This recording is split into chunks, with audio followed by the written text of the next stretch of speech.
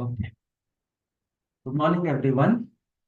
So, I hope the previous standard that we covered in the last class, hope all of that is clear. I had uploaded the annotated PDFs as well. So, I trust you could have downloaded and, proceeded with whatever homework points or questions were given to you. Okay. So now let us begin a new standard today. That is Ind AS 37, provisions, contingent liabilities, and contingent assets. Okay.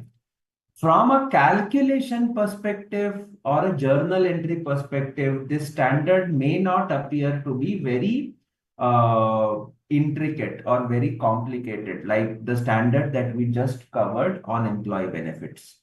Isme, in fact, you will not even have journal entries as such, because when I create a provision, journal entry is what? The P&L most of the times gets debited and the credit goes to a provision. So ICAI journal entry ke basis pe this entire standard exists. As far as contingent liabilities, contingent assets are concerned, we all know that these are disclosure items and not having any other implications in the financial statements. So that is the broad understanding that we have. In spite of that, why do we have a separate standard on provisions? Did we have a separate standard under the earlier regime? Answer is yes. We had AS 29 that dealt with similar topics. So then why did we have a standard then? Or why do we still continue to have this standard now? And what is the significance behind provisions? Or behind the contingent liabilities and contingent assets. So out of the 2 days that are dedicated to this standard, majority will go towards the first thing, that is provisions.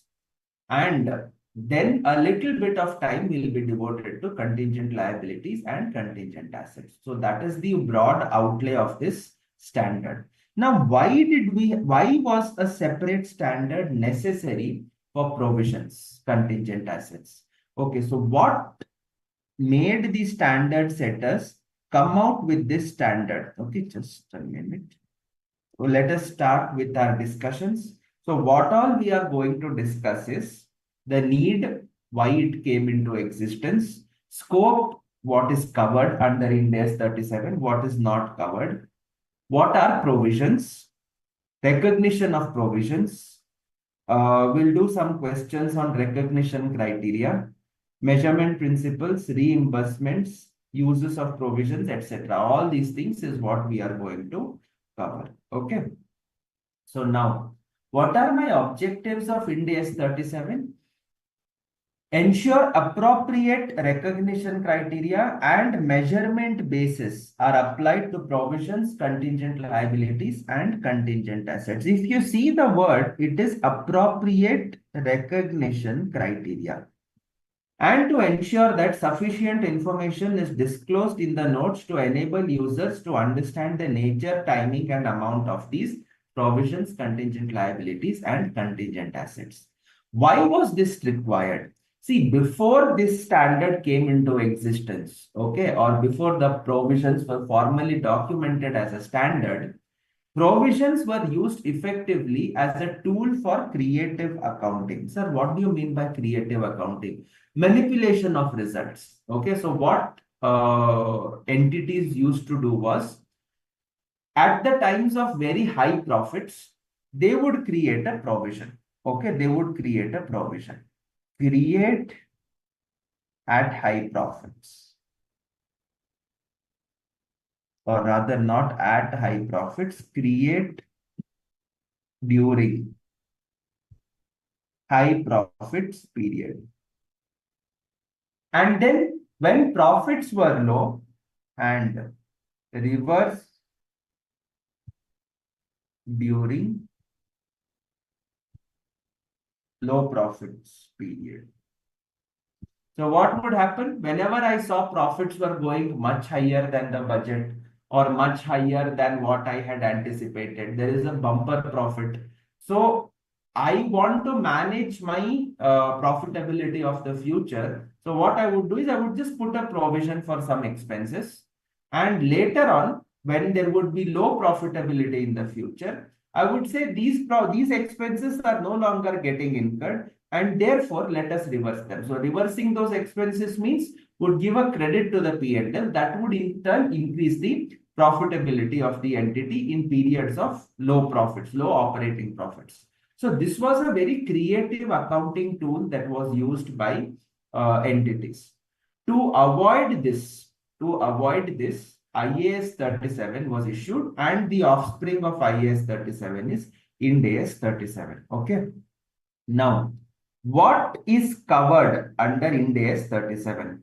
So we are covering recognition, we are covering measurement, we are covering accounting. Of what? Provisions, contingent liabilities, and contingent assets, including onerous contracts. Including onerous contracts. So what is onerous contracts? Contracts where the benefits are lower than the costs. Contracts where the benefits are lower than the costs, we call it as an onerous contract. Exclusions, provisions, contingent liabilities, and contingent assets resulting from executory contract. What is an executory contract? It is a contract where both the parties are yet to perform the obligations. Okay. So suppose you have entered into a contract with your client to provide a service. अभी तक provision हुआ नहीं है. Okay, you are yet to provide the service. So it is yet to be executed by you. So it becomes an executory contract. And the client is yet to pay. So his part of the obligation to pay the consideration to you is also executory. So when these two are executory, then there is no question of making any provision. There is no question of making any provision. Obvious. See, your job is to, say, for example, file the tax return of your client.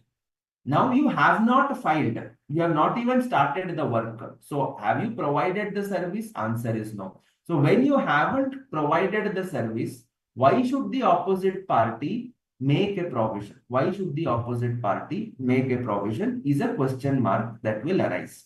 And that is why your provisions have to be very carefully thought about and provided for in the books. The next one is obvious. What are these items which are covered by another standard will be excluded from here. And finally, again, financial instruments within the scope of Ind AS 109. So these are the items which are excluded under Ind AS 37. Okay.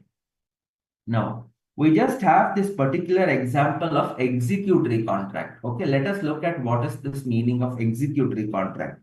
On 1st April, XYZ enters into a contract with PQR for the manufacture and delivery of 200 units of component A at 5 different dates in the future. That is 1000 units are to be delivered in total. Payment becomes due on delivery of the units. On 1st April, what has happened is they have only entered into a contract. But has there been any supply of units? Answer is no. And therefore, on 1st April, the contract between company XYZ and PQR is executed. Why? Because neither party has performed its obligations. Neither has any manufacture happened, nor a delivery has happened, nor a payment has happened. And therefore, it is executory on 1st April. By 1st June, XYZ has produced and delivered 400 of the units, and PQR has paid in full for those 400. So 1000 में से 400 उसने बनाए. At this date, the contract continues to be executory. Why? Because both these parties have partially performed their obligations. 400 unit इसने supply किए, 400 का payment किया, 400 supplied, 400 units paid for. So they have equally fulfilled their obligation. So it still continues to be executory for the balance 600 units they are talking about. By 1st September, XYZ has produced and delivered the full 1000 units. Okay, so Is it an executory contract now? Is it an executory contract now? No, so one party has delivered that. Yes, one party has completely done the work. One party has completely done the work, and therefore it is no longer executory. PQR has only paid for 800. So for the remaining 200, it has an obligation to make the payment. It no longer meets the definition of an executory contract because two parties have not performed under the terms of the contract to an equal extent. PQR is required to recognize a liability for the final 200 units of component A for which it has not yet paid. Okay, so this is what is executory. So when I enter into a contract, do I make a provision for 1000 units? Answer is no. किस बात के provision बनाने हैं? Neither he has supplied, so why should I give? Okay, equal performance, balance remains executory. And when you have unequal performance, you will have to recognize an obligation. Okay, all right. There are some standards which have an overriding implication on Ind AS 37. What is it? One is revenue from contracts with customers. We have certain provisions which are there. In some cases, they will override Ind AS 37. 103 contingent consideration. That is a separate topic in your business combinations. So contingent consideration is covered under 103. It cannot come under Ind AS 37. Income taxes covered under Ind AS 12. Insurance contracts 104. Ind AS 116, okay, this we'll have to check. Okay, Ind AS 116 leases is what is going to be leases, except a lease that becomes onerous before the commencement date of the lease. So where a lease becomes onerous, onerous contracts are covered under Ind AS 37. But where it is not an onerous contract, not an onerous lease contract, it will be covered under 116. Exception is short-term leases and leases for which underlying asset is of low value and that have become onerous. Ind AS 19 employee benefits. अच्छा, तो ये तो काफी simple है. What is important is there are some items for which we use the term provision. What you can say, we use the term provision, but not in the truest sense of a liability. Jैसे depreciation. If you remember, we do the accounting by creating a provision for depreciation account. So, depreciation account debit to provision for depreciation or provision for doubtful debts. Now, are they obligations or are they what you can say, are they related to the asset for which we are creating a provision?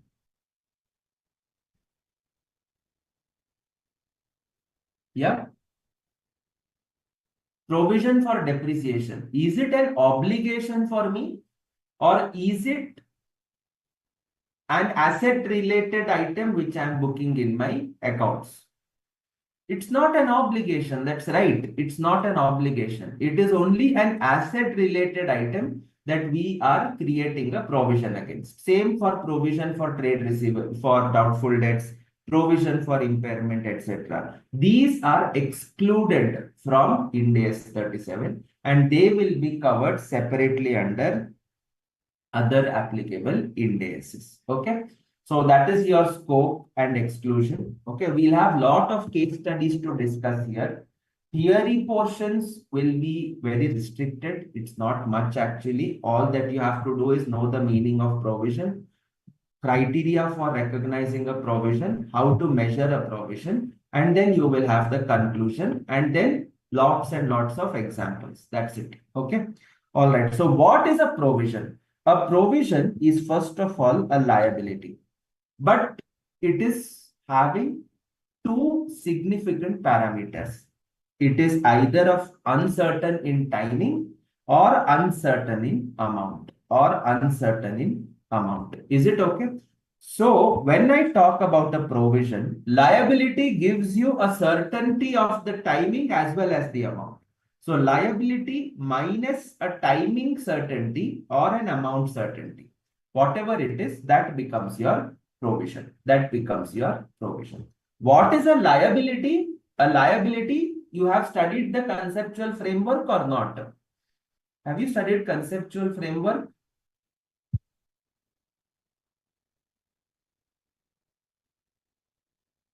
I don't think so. Okay. So, what is the definition of a liability? It is a present obligation. Okay. Arising out of past events. Okay.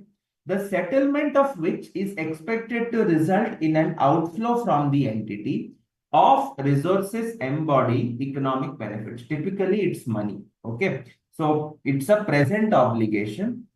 Past events resulting in an outflow. Is there any uncertainty that is defined, that is there in this definition? Is there any uncertainty that is there in this definition? Answer is no.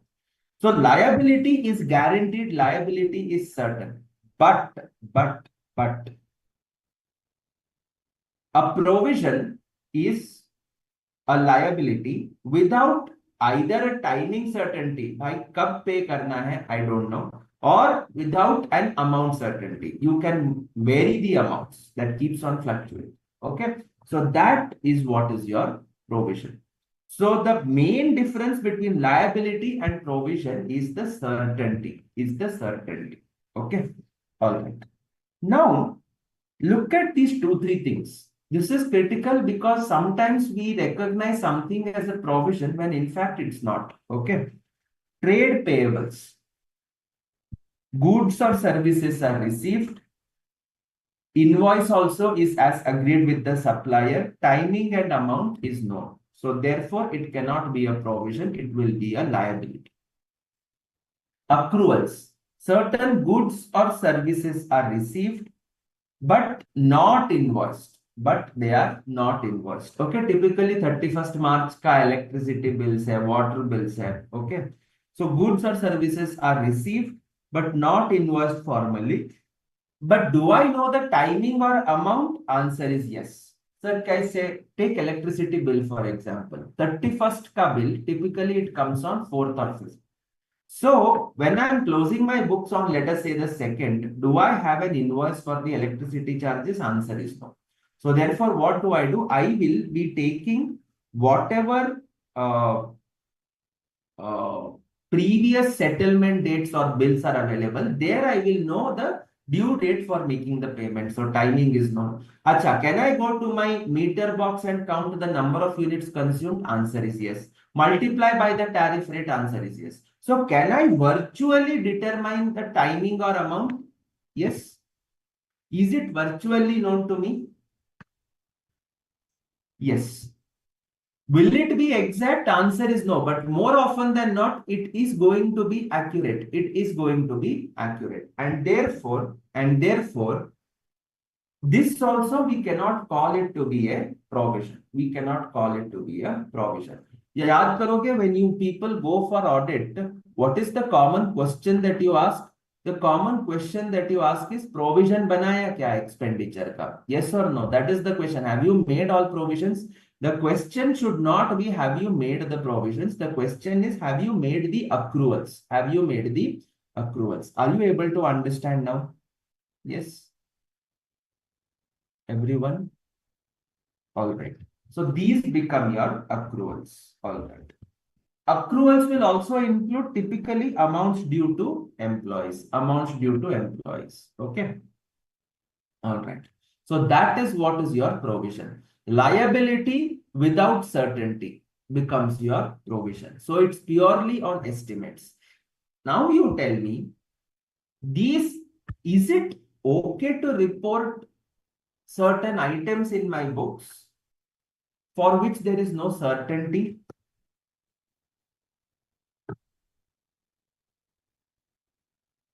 Yes.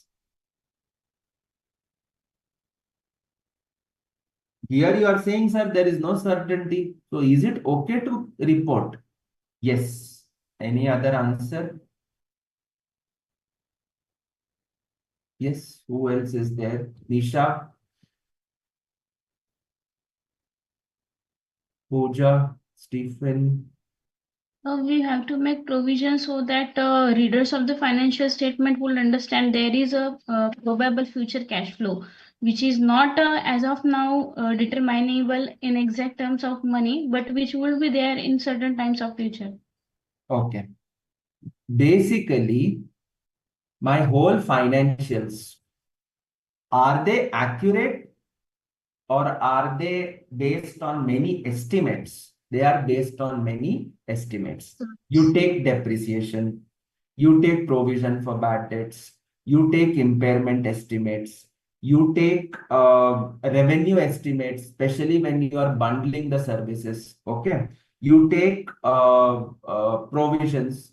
So when my financial statements consist of so many estimations, there is no harm in saying I will not make a provision because of certain uncertainties. Okay, because of some uncertainties, I'll not make a provision is something that you cannot really do because you have to do it. As she rightly said, as Pooja rightly said, we need to tell the reader of financial statements that look, obligations are still there in your books. The tax that we determine, that is our estimate. That is our estimate. What the taxman tells us at the time of assessment is totally different, could be different. But that does not stop us from making a provision in today's terms. Okay, so we will make a provision in today's terms. Are we okay with provision? Yes. All right. So to further build up, it is a liability of uncertain timing or amount. And what is a liability? Present obligation of the entity arising from past events, resulting in an outflow of benefits. Matlab paisa. So what does this create? This creates two categories of obligations. One is a legal obligation, one is a constructive obligation. What do you mean by legal obligation? Legal obligation is something that comes into existence through imposition of a law, a legislation, or by virtue of a contract between two parties. It could be explicit, it could be implicit. Tell me one thing. You go to a grocery store and you get an invoice for whatever you have purchased. Do you have a contract with the grocery store? Yes, sir. What is that document? Your invoice, sir. That invoice itself is your document. That invoice itself is a contract. That invoice itself specifies the moment an invoice is made, the person who has purchased these goods is liable to make the payment. There is no necessary to have an explicit written contract with your grocery store. You will not go with a stamp paper to your grocery store and tell him that this is the contract, please sign it because I need to show that I have purchased groceries for which I have legally obligated. That's not practical. Okay. Forget invoice. You go to a local Kirana store also, a small Kirana store at the corner of your house, at the corner near your house. वो बेचारा bill भी नहीं देता है. Okay. But are you obligated to pay him? Yes, it is implicit. The moment he supplies the goods to you, you have an obligation to make the payment. And therefore, the contracts that we talk about could be explicit or they could be implicit. They could be implicit, whatever be the situation. Now, when we talk about others, it could either be imposition of a legislation by the government or any other operation of law. So these become my legal obligation. Additionally, we have something known as constructive obligation. Have you heard the word constructive obligation? Yes. So it is something that arises due to our business practices or any relationship that we are maintaining with our customers in market. Yes, exactly. So what happens is, let us take an example, a constructive obligation. Suppose you are required to make a basic bonus payment of 1 month's salary, 8.33%. Okay, this is the legal requirement. But in the last 5 years, ever since you opened your organization, You are giving them 3 months bonus every year. Okay, you are doing well. You feel it is essential to share it with everybody. So you are giving a 3 month bonus. Now, are you legally mandated to give a 3 months bonus? Yeah. Are you legally mandated? Answer is no. You are not legally required to give a 3 month bonus. But by virtue of giving a 3 month bonus, have you created expectation in the minds of employees that a 3 month bonus is what they will receive in the current year also? Yes, you have created a valid expectation. And because you have created a valid expectation, now can I avoid making 3 month bonus payment to my employees? No. Legally आप कर सकते हो, but practically can you really tell your employees आज से 1 महीने का ही bonus मिलेगा? छोड़ के चले जाएंगे. They will leave and go. They will not get back to you. They will not work the way they used to work. And therefore, your constructive obligations go beyond the 4 pages of law, and they are based on what is your past practice, what are your commitments, and what would be the implications of not fulfilling those commitments. Okay, so these are the things that constructive obligation depends upon. Most of the cases, your constructive obligations are based on certain practices, but it does not have any legal backup. In spite of that, we create it because we have no alternative but to fulfill those provisions. Are we okay with this? Yes. Hemant, did you understand constructive obligation? Yes. Okay. Jeannie also has confirmed. Who else is there? Pooja. Okay. Kishore, Hemant, Niranjan, Pooja, Stephen. Okay. All right. So that takes care of provisions. All right. Next one. Okay. So we now have an example from your study module. X is engaged in the manufacture of fertilizers. Effluents discharged in the manufacturing process have polluted the river water near the manufacturing plant. The residents launched a massive agitation against the pollution. X agreed to their demands to reduce the water pollution by installing the necessary effluent treatment plant. However, during the year, no steps are taken to install the plant. No legislation is also in place to take steps to reduce the pollution. X has created a valid expectation on part of the public that it will discharge its responsibilities. So the obligation in this case is a constructive obligation. Are we able to understand this? Yes. Clear? So what the company has said is it has promised the people who came on an agitation that we will take the steps to install the effluent treatment plant. Okay. All right. Any doubts? No doubts? Shall we proceed further? Yes, sir. Okay. Okay. Go through this example. Okay. Go through this example. We have a lot of examples. Okay. Just go through this.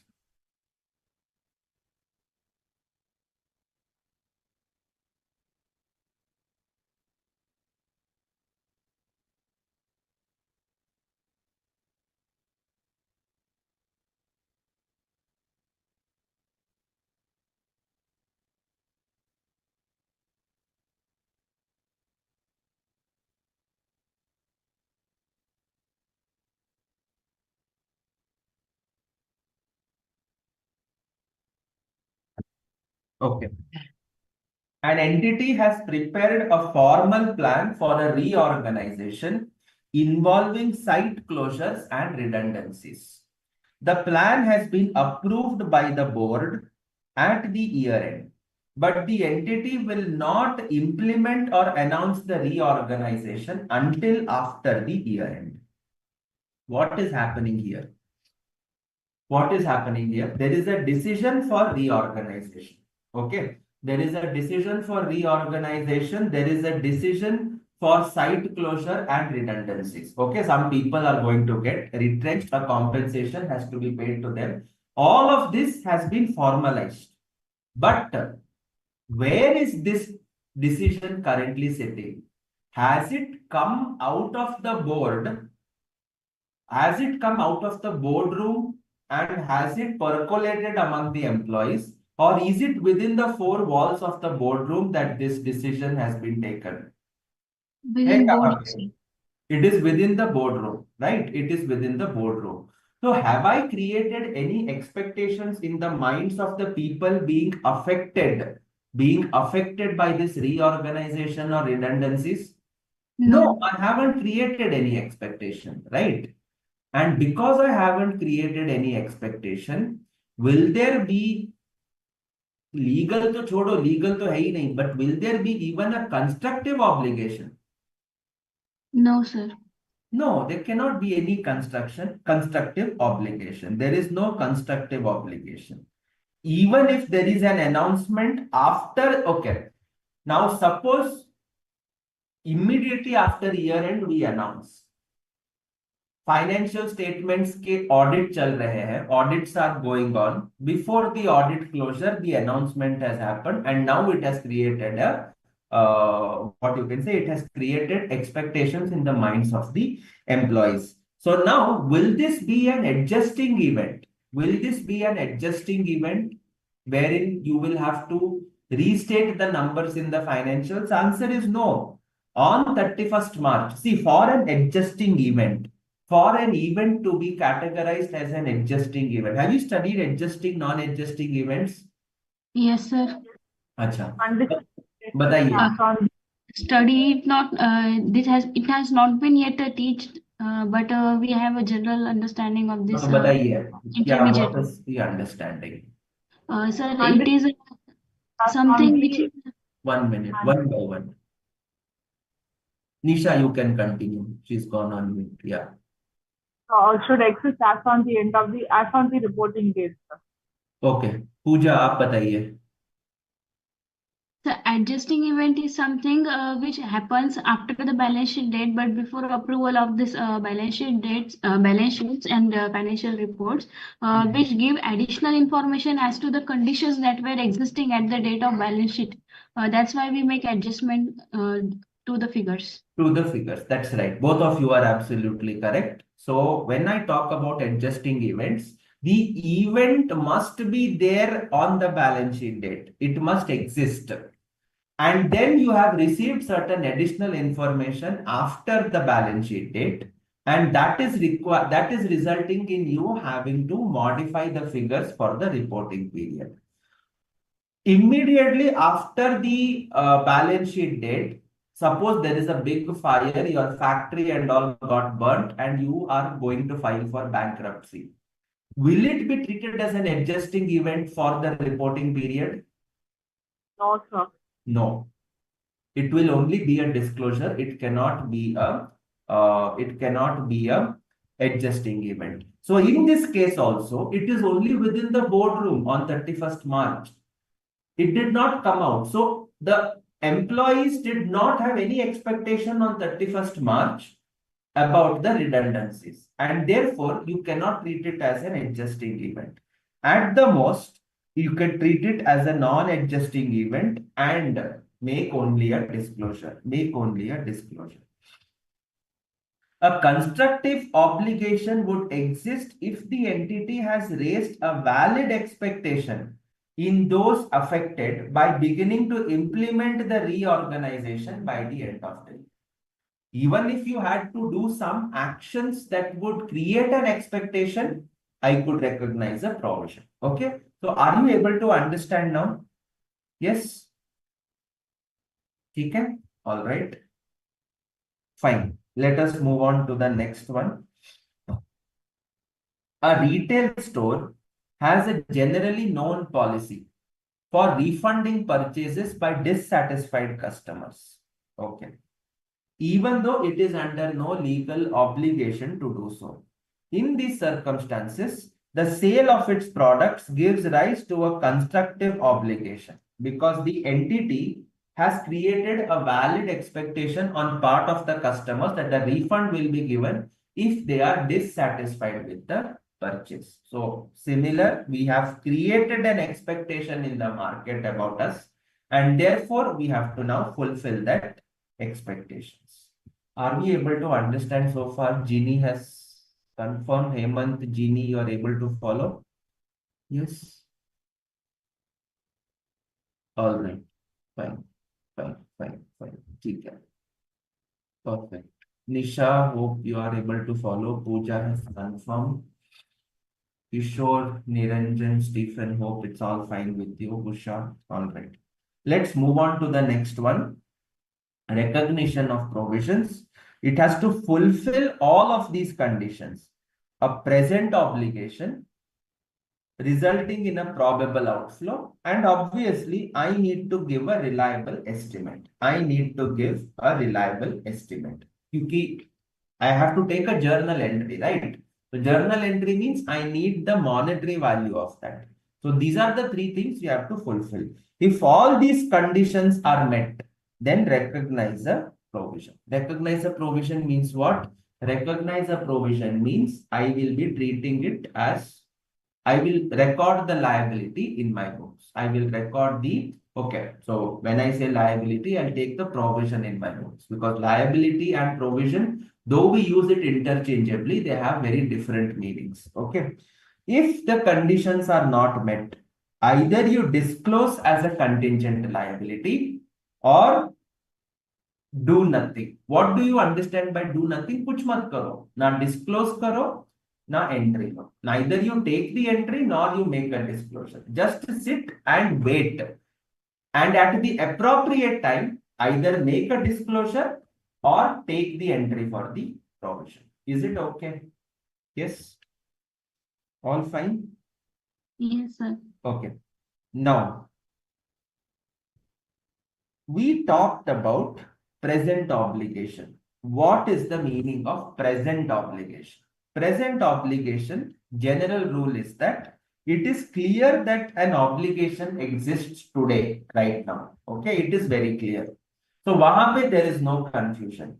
In certain cases, the existence of present obligation is not clear. The existence of a present obligation is not clear.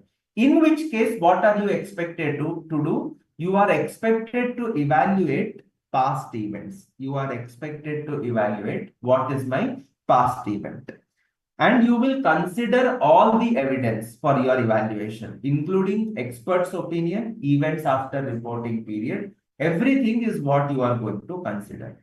And if it is probable means more than 50%, likely that the present obligation exists at the end of the reporting period, then you recognize a provision. If it is more likely that no present obligation exists, that means you are having a probability that it will not be spent or not be incurred, then disclose as a contingent liability or do nothing. So basically what they are telling is, if you are unclear on the present obligation part, you will do a review of the past events. And on review of the past events, you will then take a call. If it is more probable that the obligation exists, make a provision. If it is more probable that if it is probable that obligation does not exist, contingent liability or do nothing. Okay, so that is your meaning of present obligation. Coming to past event, present obligation and past event, two things is what they have spoken about. It's a present obligation on account of a past event.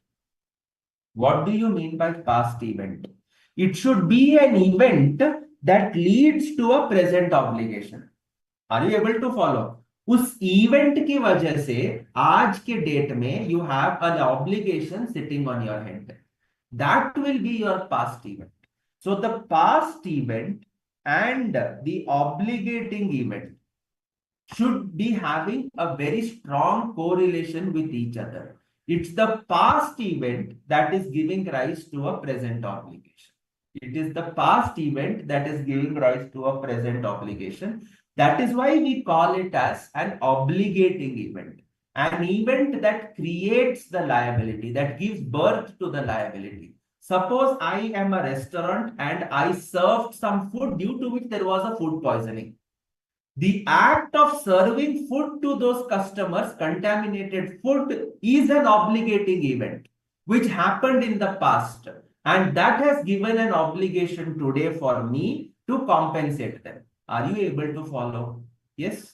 So very critical for us when I have to make a provision is identification of the obligating event. When I spoke about creative accounting and manipulation of profits, entities क्या करते थे पता है? They would just take an entry in the financials. Entry क्या? Expense account debit to provision. Provision, they would appear in the balance sheet. Expense would be in the P&L. Profits would go down.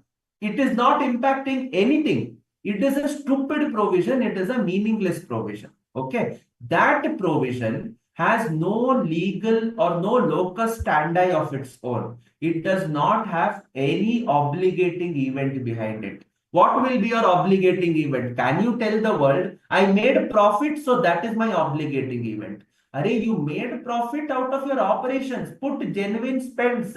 Merely the fact that you made a profit is not giving you right to recognize an ad hoc provision out of thin air.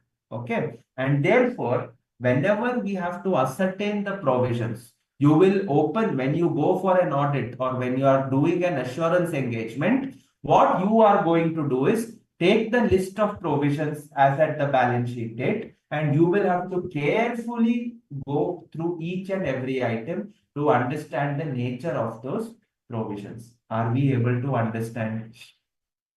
Yes, sure. So now, when I talk about my present obligation, it could either be legal or constructive. That is okay.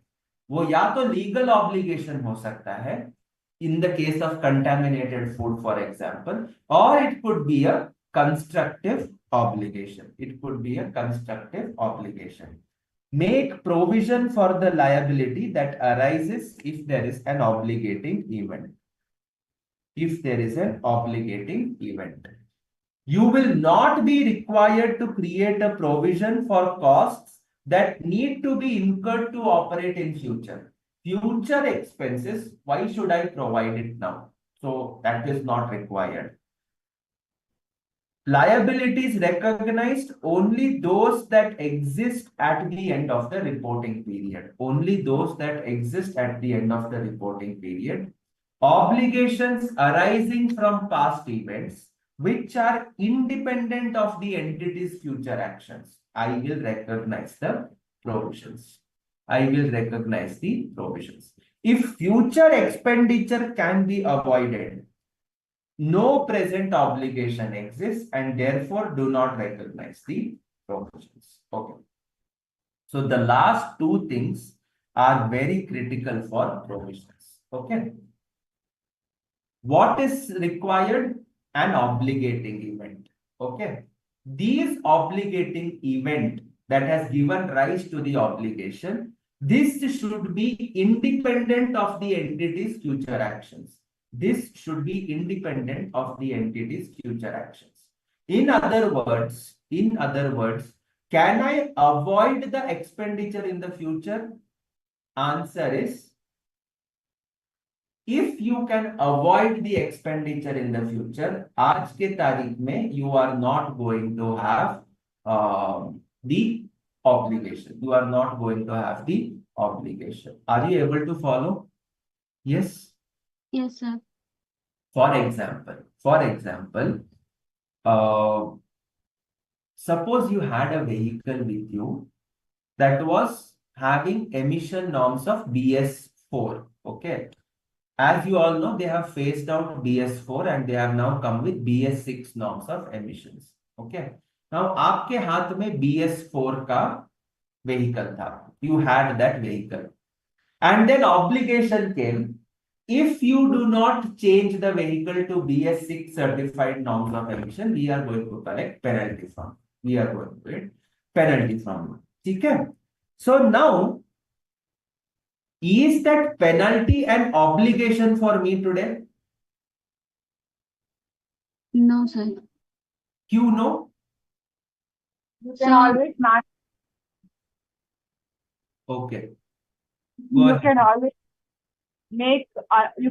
make amendments so that you are more compliant with the regulations. Yes.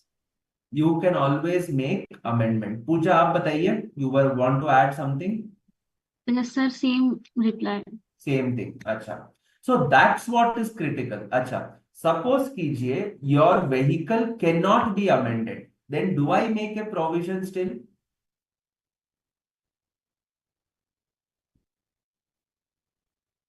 for the penalties? Yes, sir. No. You can dispose of the vehicle. यार ये तो आप कर ही सकते हो ना.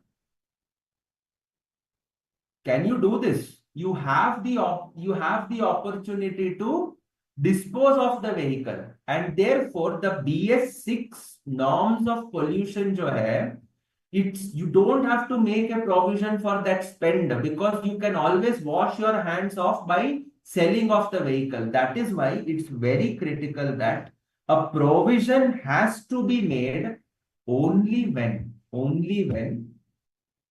I cannot go back and reverse that activity. Okay, it is a point of what I call as a point of no return.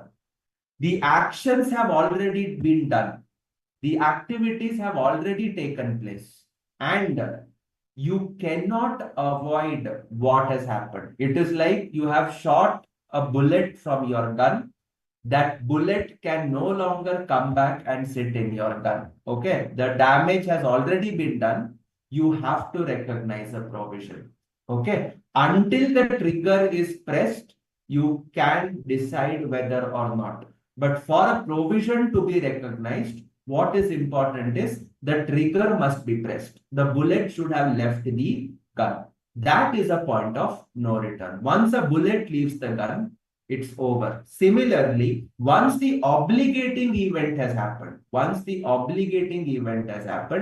you cannot avoid it. You cannot avoid the activity. And therefore, a provision will have to be recognized there. Any corrections in the future, any modifications in the future that can obliterate the past, obliterate the past means what? That can, rectify the past, that can amend the past, that can remove the characteristic obligating event itself. In that case, there is no requirement at all. Trigger is not pressed only, is what I can say. Trigger is not pressed, is what I can say. Are you able to understand? Yes? Sure? Yes, sir. So now, let us look at the examples. Okay, all these flowing from your study material, most of them. Okay, so now,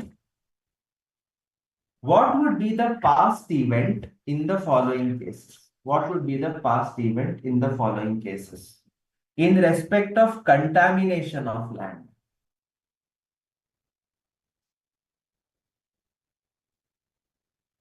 Suppose you are having operating from a premises and you are into the mining sector and you have, contaminated. So what would be the obligating event? You are now forced to restore it. But what would be the obligating event? Or mining activities, sir. Any Mining discharge. activity. Okay, so basically any activity that has contaminated the land. So mining activity in this case has contaminated the land. So the event will be the contamination of the land. And as Hemant has said, the provision is going to be for restoration of the land. Are you able to follow? Yes. Jeannie, did you follow? Yes, all right, fine. Pooja also has confirmed. So ये हो गया मेरा contamination. In respect of provision for dismantling or cleaning the oil rig.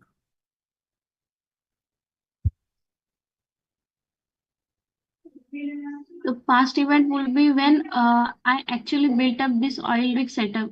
Yes, when you built up the oil rig setup. Okay. The moment you drill the first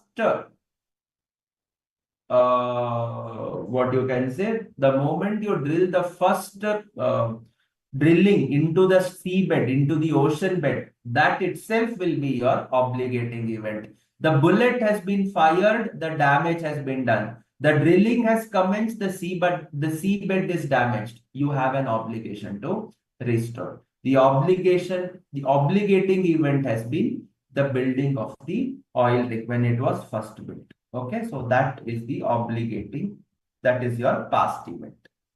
Okay, all right. Now,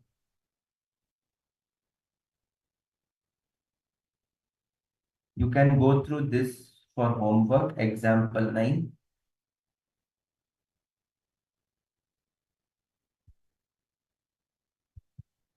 Example 10, example 11. Fitting smoke filters in a certain type of factory. Fitting smoke filters in a certain type of factory. Okay. Can the entity avoid fitting smoke filters in the factory?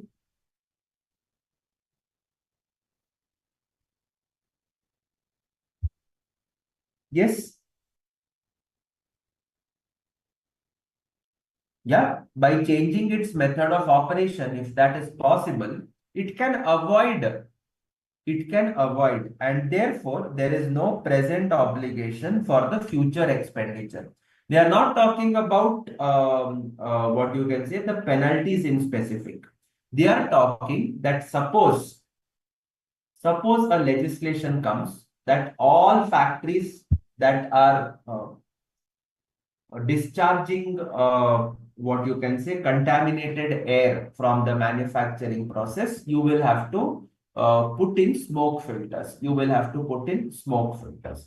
It's not spoken anything about penalty, etc. What they are saying is you will have to fit in the smoke filters. The question is, will you make a provision for smoke filters? Will you make a provision for smoke filters?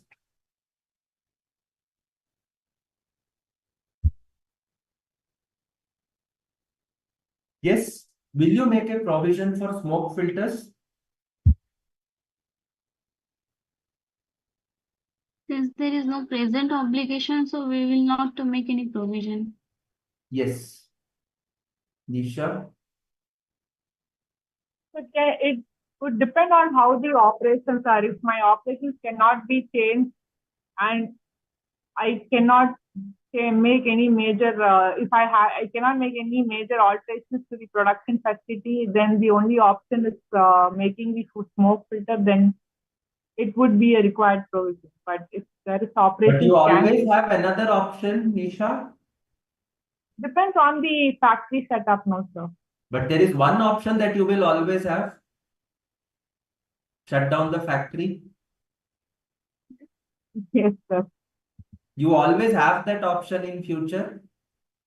Yes. So my point is, I'm not talking about provision for penalty at this stage. Okay, I'm talking about provision for fitting the smoke filters. You have come with the law has come with the requirement. Entities operating in this particular sector need to install smoke filters. That's it. And the question is, do I make a provision for smoke filters? Do I make a provision for smoke filters? Smoke filters will be costly. They will come. They have to do the activity. Will you make a provision for smoke filters? I can argue this from both the sides. The first part is what I said. Future courses of action are available. Okay. I can change my operations in the sense I will not discharge smoke into the air. I will somehow manufacture it and ensure that contaminated smoke does not get discharged from my manufacturing activity. ये तो हो गया one. The second impact, the second explanation I can give is the government has obligated fitting of smoke filters. Will the government itself come and do the smoke filter installation everywhere? Answer is no. You will have to identify a vendor who will supply and do the installation of smoke filters. As on this date, when only a legislation has come, have you identified a vendor? Answer is no. Has the contract been executed? Answer is no. Is it, even if you have identified the vendor and you have told I need to get the smoke filters filled, has the contract been executed? Answer is no. Is it an executory contract in that case? Answer is yes. And do I make a provision for executory contracts? Answer is, are you able to understand? Yes. Ginny, did you follow? Okay. Nisha, did you follow? Hemant? Pooja, did you follow? Yes, sir. Yes. Okay. Okay, fine. That's perfect. Okay. That's perfect. All right. Next. Staff retraining. Staff retraining. Okay. Very common for you CA offices. Okay. Let us suppose that income tax finance minister comes out with the budget every year. She spoils the lives of all CA students every time. Okay. So she came out with this, and your office, there are a lot of amendments. There are a lot of amendments. And therefore, a staff retraining is essential. A staff retraining is essential. Now, the government introduces a number of changes. As a result of these changes, an entity in the financial services sector will need to retrain a large portion of its workforce, administrative and sales workforce, to ensure continued compliance with financial services regulations. At the end of the reporting period, no retraining of staff has taken place. It is assumed that a reliable estimate can be made of any outflows expected. So now you tell me, do you make a provision for retraining?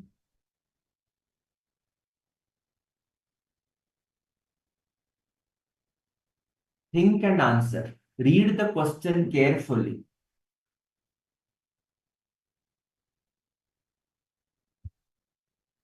The question is trying to, give confusions. Yes, Nisha, tell me. It is something that the company should adopt to. Yes. So it is required, sir. Because there would be a possible, there would be an updation required, and it could lead to, it would be probable that an outflow would be incurred, so it's required a provision. So. Okay. Jeannie, do you think a provision is required for staff retraining costs?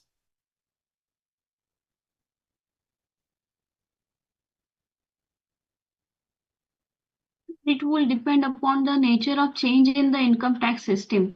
The first lines are giving indication that generally government introduces changes to the income tax system. But in this present scenario, nowhere it is mentioned that the certain change has been introduced by the government which will lead to retraining.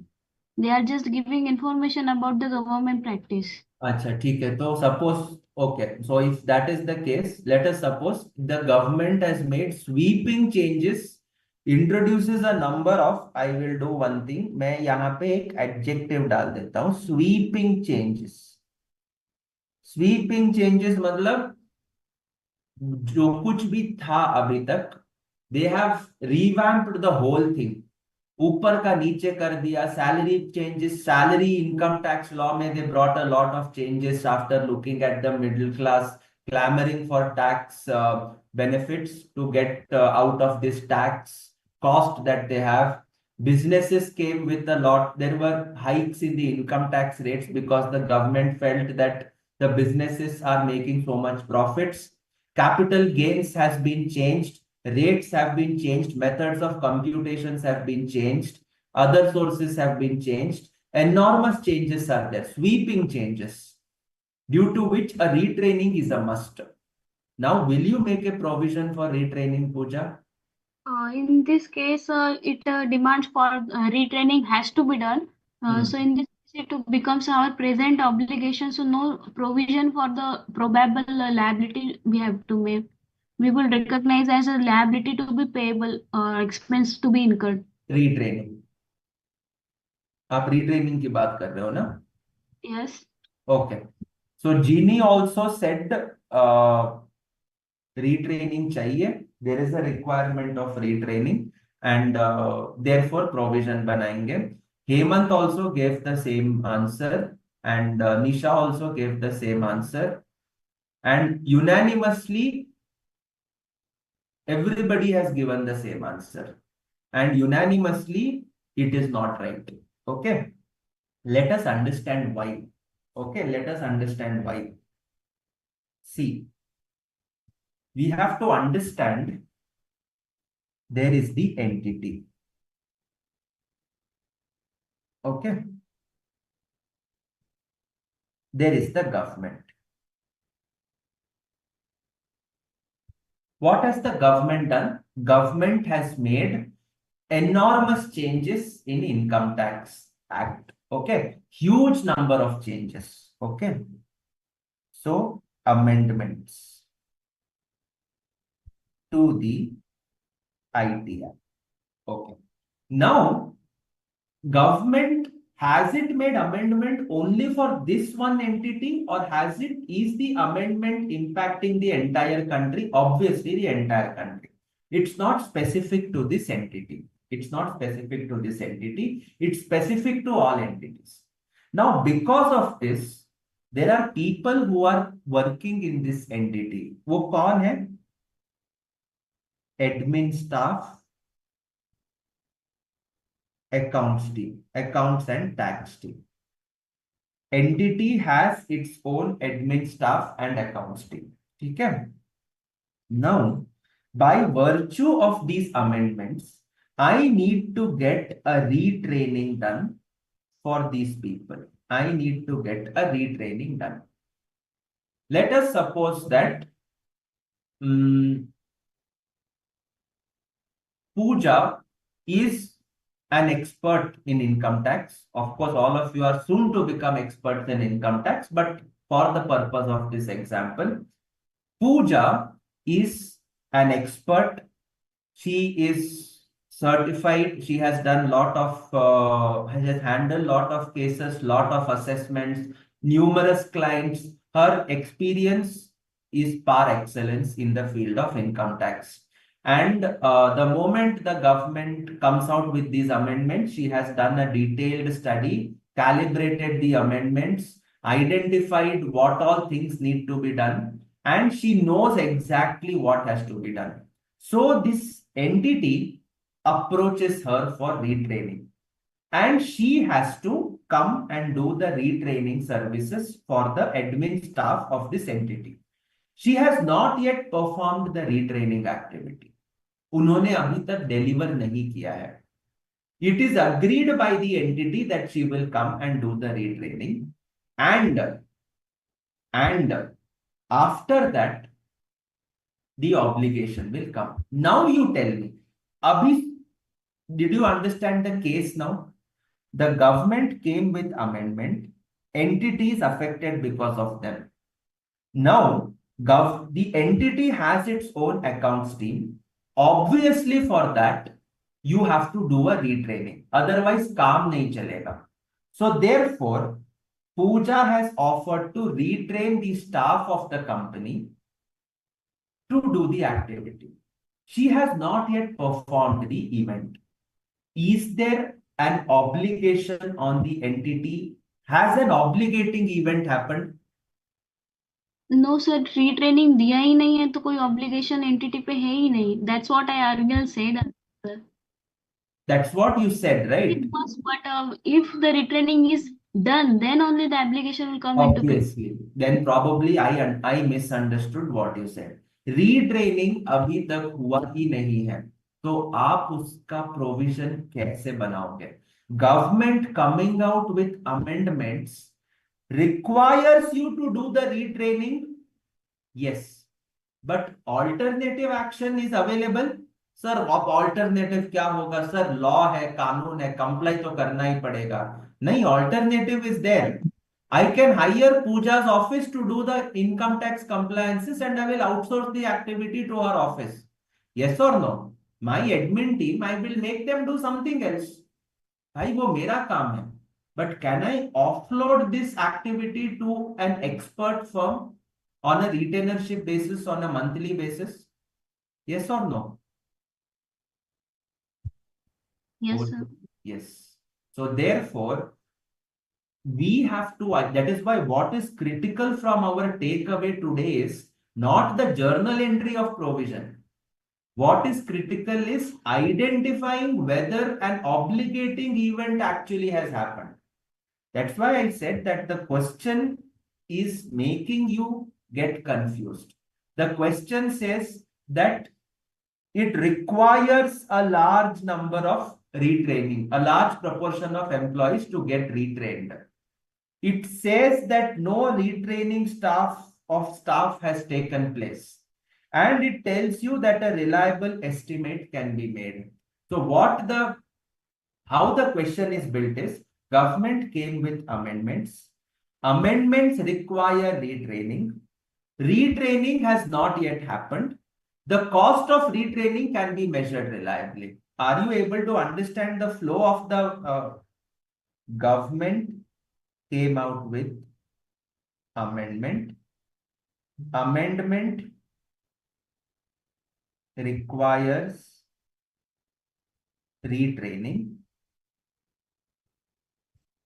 Retraining not yet done. Cost can be measured reliably. Whoever answered that we have to make a provision would have focused on these two things. Everybody. And it's not, you can make 1,000 mistakes here. Okay. You can make 1,000 mistakes. I will explain 1,001 times. Okay. But the point is, understand the obligating event. Retraining हुआ ही नहीं है, amendment की वजह से होना चाहिए, हुआ नहीं है. Does that mean I recognize a provision for retraining? Arey, I have not even appointed a firm to do the retraining, yaar. And when I have not even appointed the firm to do the retraining, मैं कैसे provide कर सकता हूँ उसको? Yes.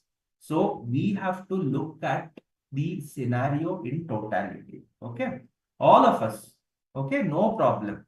So that's what makes this chapter so critical and so interesting. Okay, example 12, staff retraining as a result of changes in the income tax system. Okay, coming to the next one, example 13, page 8.100, legal requirement to fit smoke filters.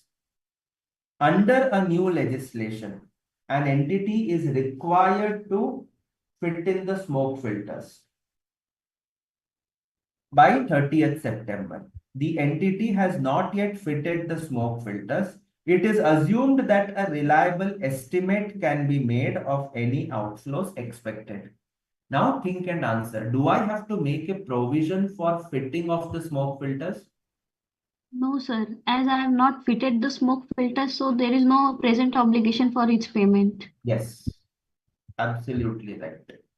In fact, your answer should not specify that as I have not fitted the smoke filters. You should say that a future course of action exists that can obliterate the past event. What is the past event here? The past event is government order. Can I, with my future activity, override the government order? Answer is yes. And therefore, the bullet has not yet left the gun itself. And therefore, I will not make a provision. Are you able to understand? Yes. Hemant, Jeannie, Monica, Nisha, समझ रहा है अपने को? Yes,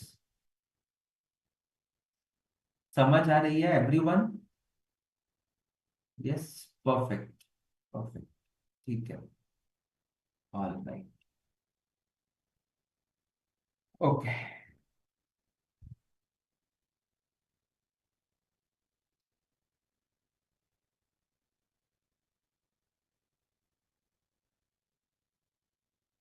Some assets require, in addition to routine maintenance, substantial expenditure every few years for major refits or refurbishment and the replacement of some major components.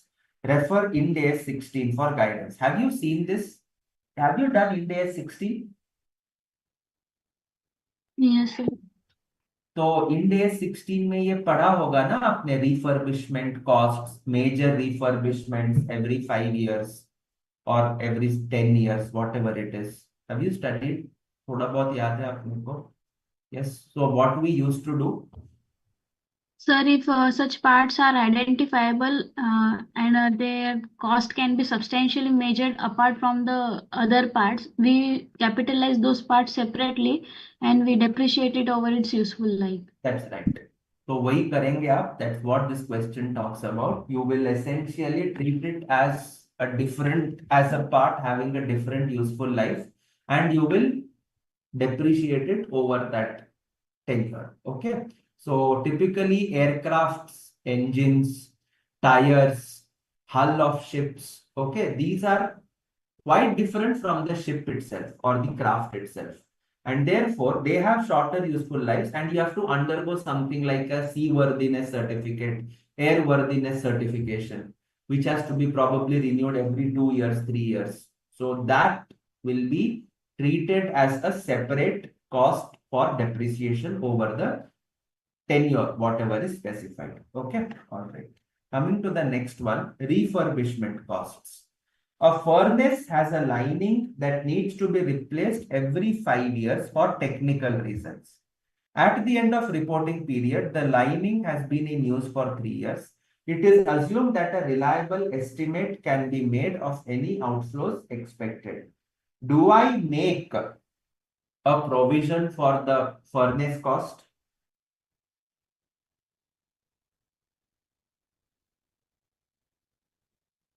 Sir, no provision is to be made because the provision will come into picture if they have to be replaced by every 5 years and only 3 years has been That's passed. not. तो आप उसको capitalise करते रहोगे जब आप expenditure इनकर करोगे। When you इनकर the spend, that time you end up capitalizing and depreciate it. Okay, so there is no requirement to make a provision. It is an extension of the previous example. Are we able to follow everyone?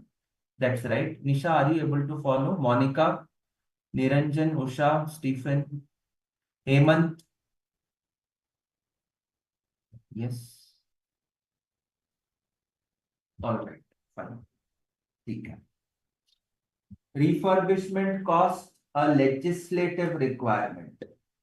An airline is required by law to overhaul its aircraft every 3 years. It is assumed that a reliable estimate can be made. Same example, okay? एक में technical बोला, एक में legal बोला, but treatment does not change. Treatment remains the same. You will treat it as a capex for amortization over the 3 years tenure in this case. Over the 3 years tenure in this case. Can I avoid the overhauling? Answer is yes. Retire the aircraft. आप aircraft leasing company को वापस कर दो, बोलो मुझे नहीं चाहिए ये एयरक्राफ्ट, लेके जाओ। So where is the obligating event? A statute merely cannot be an obligating event for future actions. A statute can be an obligating event for imposition of penalties if you have not fulfilled the conditions specified in the statute. उससे ज्यादा आप कुछ नहीं कर सकते। Okay, so that is your example on legislative requirements. Okay. Anybody has any doubts so far? No doubts. So what I will do is,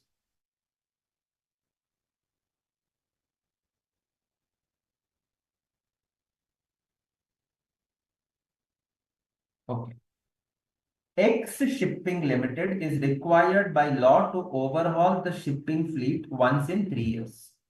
The company's finance team was of the view that recognizing the costs only when paid would prevent matching of revenue earned all the times, with certain costs of large amounts being incurred occasionally. Thereby, it has formulated an accounting policy of providing in its books of account for the future cost of maintenance, overhauls, annual inspection, etc., by calculating rate per hours sailed on sea and accumulating a provision over time.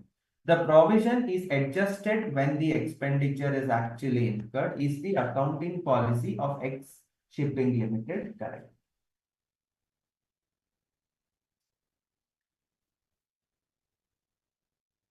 Did you understand the question first of all?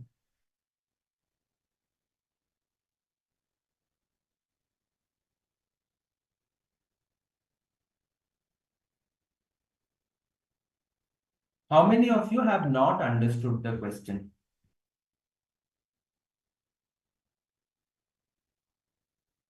Jeannie, Nisha, Monica, Pooja, Hemant.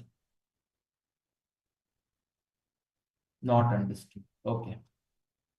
Anybody else who has not understood? Then I will tell the question again. Okay?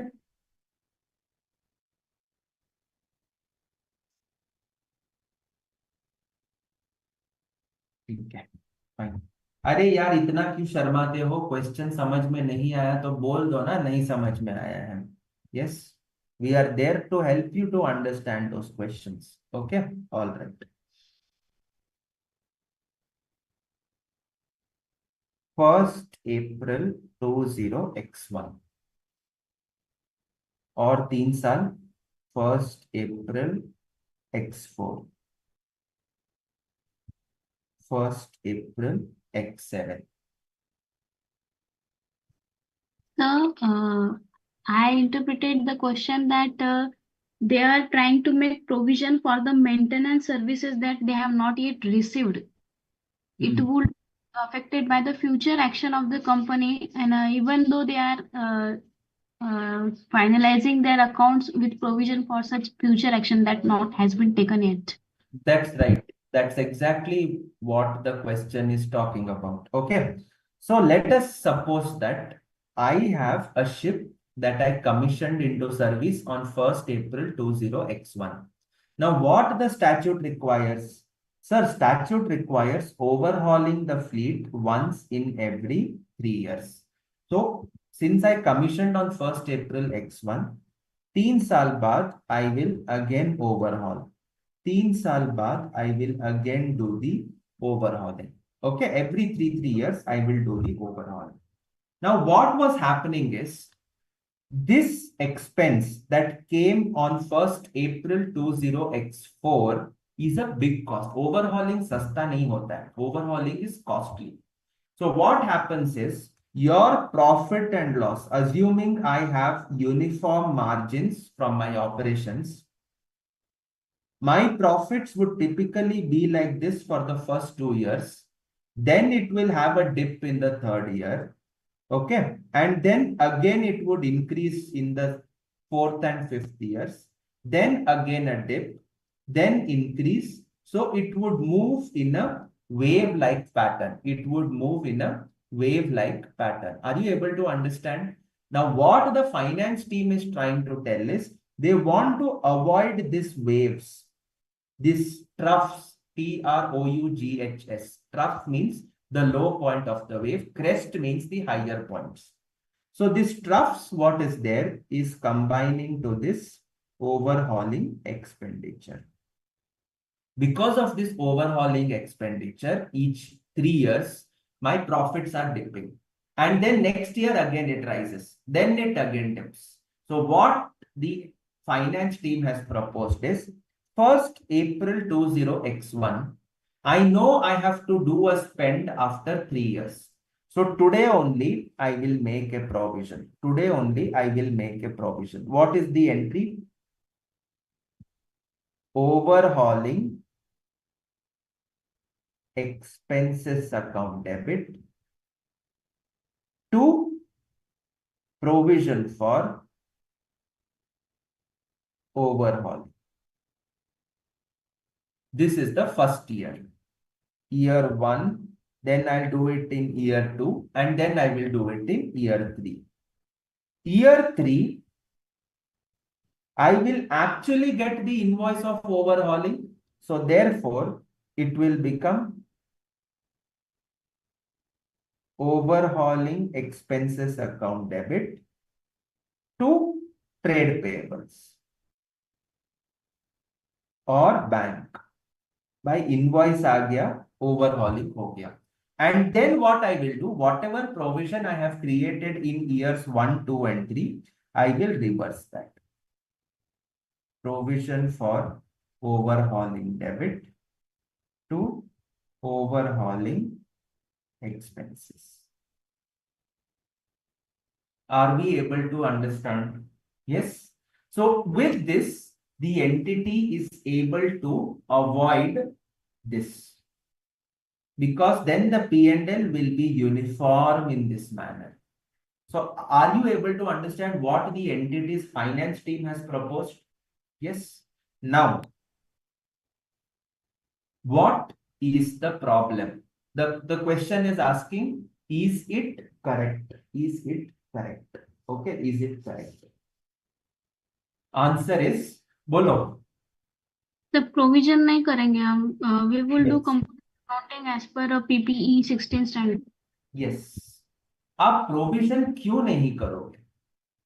Sir expenditure जो है वो अगर overall expense maintenance जो है वो लिए तो होगा. जो एक्सपेंडिचर अभी तक Yes. रियलाइज हुआ है उसके लिए मैं एक्सपेंस कैसे बुक करूं? Absolutely. So this entry itself is a wrong entry. Why? Because no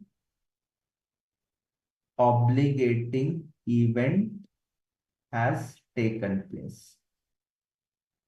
Please understand. See, you cannot hit. आपने बुलेट ट्रिगर कर दिया, वो बुल्स आई देखा आपने? You have seen that dart वाला जो टारगेट रहता है, centre point gives 10 points.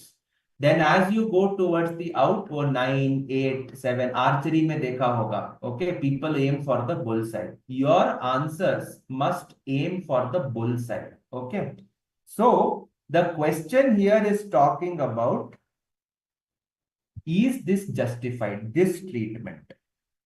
Answer is, you have to specify number 1, there is no obligating event that has taken place. A legislation cannot be an obligating event because I have the future options. What is the future options? मैं ये ship नहीं चलाऊंगा. So अगर मैं ship नहीं चलाऊंगा तो I'm not obligated to do the overhauling of this ship. And if I'm not obligated to do the overhauling of this ship, why should I create a provision? So there is an alternative option available in the future that can negate the past event, which is the government legislation. And therefore, effectively, there is no obligating event. That is why this provision cannot be recognized. However, as Pooja rightly said, you are going to recognize for these costs in line with the refurbishment cost treatment that is specified under Ind AS 16. That is specified under Ind AS 16. So there is no obligating event, there is no present obligation. So provision किस बात का बनाऊं मैं? Yes, provision किस बात का बनाऊं? And therefore, no provisions are going to be created. Instead, you have to do the capitalization of these costs and subsequent depreciation in line with Ind AS 16 requirements. Are we okay with this, everyone? Yes, Hemant, did you follow the question now? Yes. Nisha, hope it's clear. Monica, hope it's clear. Niranjan, Usha, Kishore, hope it's all clear. Okay, all right. Fine. Now, past event. Obligations arising from past events. Not necessary to know the identity of the party to whom obligation is owed. You people have studied Ind AS 16. ठीक है? उसमें there is one concept. provision for decommissioning and restoration. Have you studied this? Yes, you have studied it. Okay, decommissioning and restoration provisions. तो भाई होता क्या है? Suppose you put in an oil rig in the seabed, and the moment you put the oil rigs, you do the drilling, you become obligated to restore the ocean bed. You become obligated to restore the ocean bed to what? You become obligated to restore the ocean bed to the situation what it was before drilling for the oil. And therefore, you already have an obligation. But आपको क्या लगता है? You think that I can extract oil for 12 years. So what do?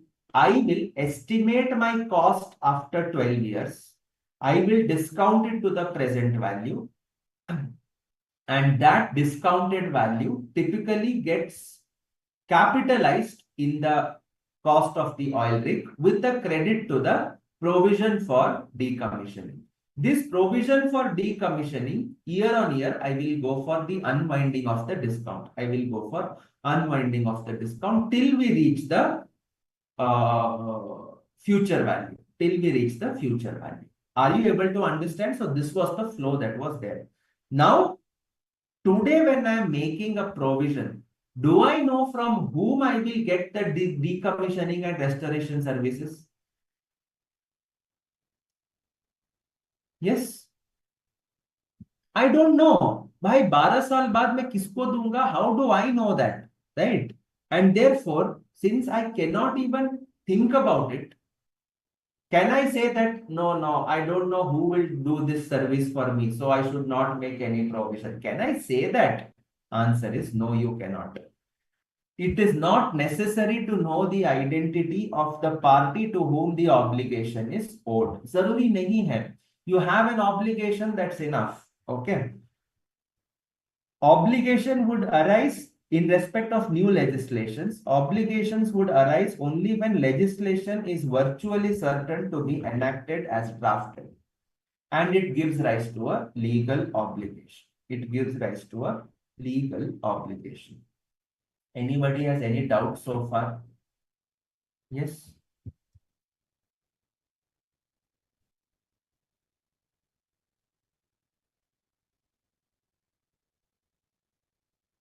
No doubts?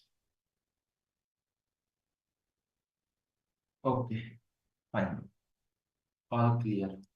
So do one thing, just go through these two questions right now, immediately. Then I can give you some homework. Okay, go through these two questions immediately.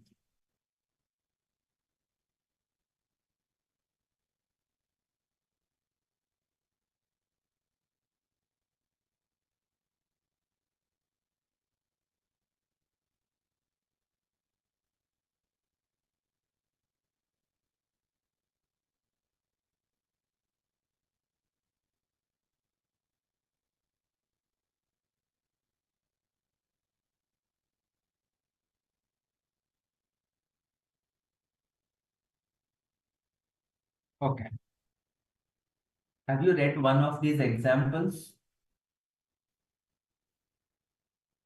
An entity in the oil industry, with 31st March being the year end, causes contamination, but cleans up only when required to do so under the laws of the particular country under which it operates. One country in which it operates has had no legislation requiring cleaning up, and the entity has been contaminating the land in that country for several years. At 31st March 20x1, it is virtually certain that a draft law requiring cleanup of land already contaminated will be enacted shortly after the year end. It is assumed that a reliable estimate can be made of any outflows expected. क्या लगता है आपको? Should I make a provision?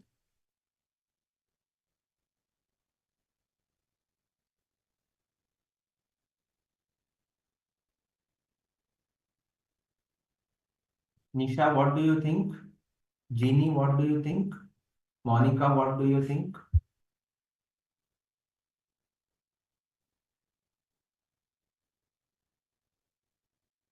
I want you to, yeah, go ahead, Nisha, tell me. I feel that there's an identified obligation on behalf of the company to clean up after the processes. So Okay, to clean up after the, to clean up the contamination. to clean up the contamination. Okay, okay. Provision is required, sir. Provision is required. Okay. From now onwards, the first thing that we have to understand is पूरे question में what is my obligating event?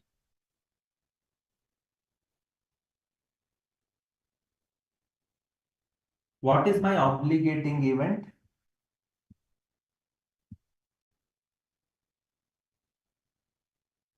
Cleaning up, sir. Obligating event is Contamination of contamination of land. आपने land contaminate किया है. You have contaminated the land. And due to which, or rather, you have contaminated the land, which, or rather, which requires a cleaning up due to the virtual certainty of the legislation that is expected to be passed. Okay, virtually it is certain.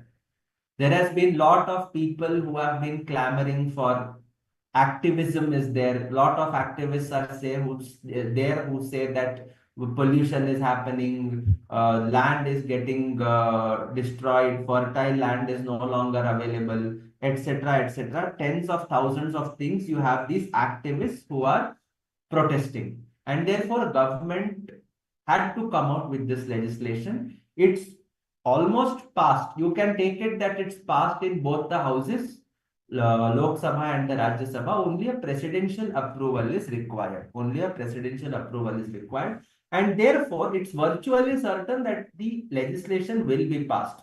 The legislation requires clean up of even past contaminations. It's not talking about आगे जाके जो आप गंदा करोगे उसको साफ करो. It is saying any contaminated land which is there has to be cleaned up. And therefore, the obligating event is the contaminations that you have caused coupled with the virtual certainty of this legislation that is to be passed. And therefore, since both of them are having a point of no return, okay, you are going to be obligated to clean up, and therefore you will have to make a provision for a best estimate of the cost required for cleaning up. Are we able to understand? Yes. Okay. Contaminated land and constructive obligation. An entity in the oil industry causes contamination and operates in a country where there is no environmental legislation. However, the entity has a widely published environmental policy in which it undertakes to clean up all contamination that it causes. The entity has a record of honoring this published policy. It is assumed that a reliable estimate can be made of any outflows expected. Okay. What is the obligating event here? Contamination. Contamination of land coupled with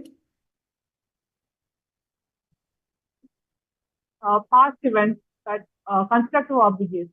coupled with a constructive obligation. Absolutely right. So you have a contamination and you have an expectation that you have set in the minds of the public कि ये company ये तो clean up कर ही देगा. This is definitely going to clean up. And therefore, and the last point is the company has honored this policy even in countries where there is no legislation. And therefore, we have to make a provision. We have to make a provision. It's a very, very, very interesting standard. Okay. Because till now, I'm sure we have not reviewed this. Till now, I'm sure we have not reviewed provisions in light of an obligating event. Okay. हमारे दिमाग में क्या है? खर्चा होगा, provide करके खत्म कर दो. Provide करना है is a question mark that we are yet to answer. We are yet to identify what is my obligating events. Okay. So That is the first step before I can come to passing the provision entry. Provision entry, in fact, is the least material item. Okay. The build-up for the provision is what is crucial. Okay. Coming to the next one. An entity operates an offshore oil field where its licensing agreement requires to remove the oil rig at the end of production and restore the seabed. 90% of the eventual cost relates to the removal of oil rig and restoration of damage caused by building it, and 10% of the eventual cost arise through the extraction of oil. So 90% because of drilling, 10% because of oil extraction. At the end of the reporting period, the rig has been constructed, but no oil is extracted. It is assumed that a reliable estimate can be made of any outflows expected. Okay. So now you tell me, do I make a provision?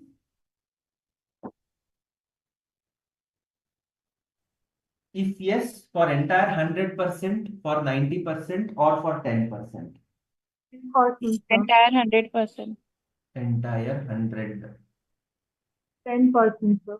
10%. Monica?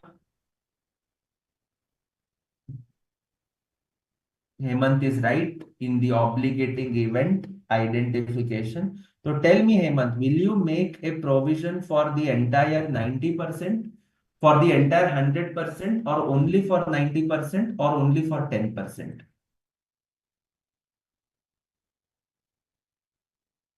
Okay, Hemant, fine. Jeannie, what do you think? Pooja, what do you think? कितने का provision बनाओगे? Okay. Pooja, Usha, Niranjan, Kishore. Will you make provision for entire 100%? Will you make a provision for 10%? Will you make a provision for 90%?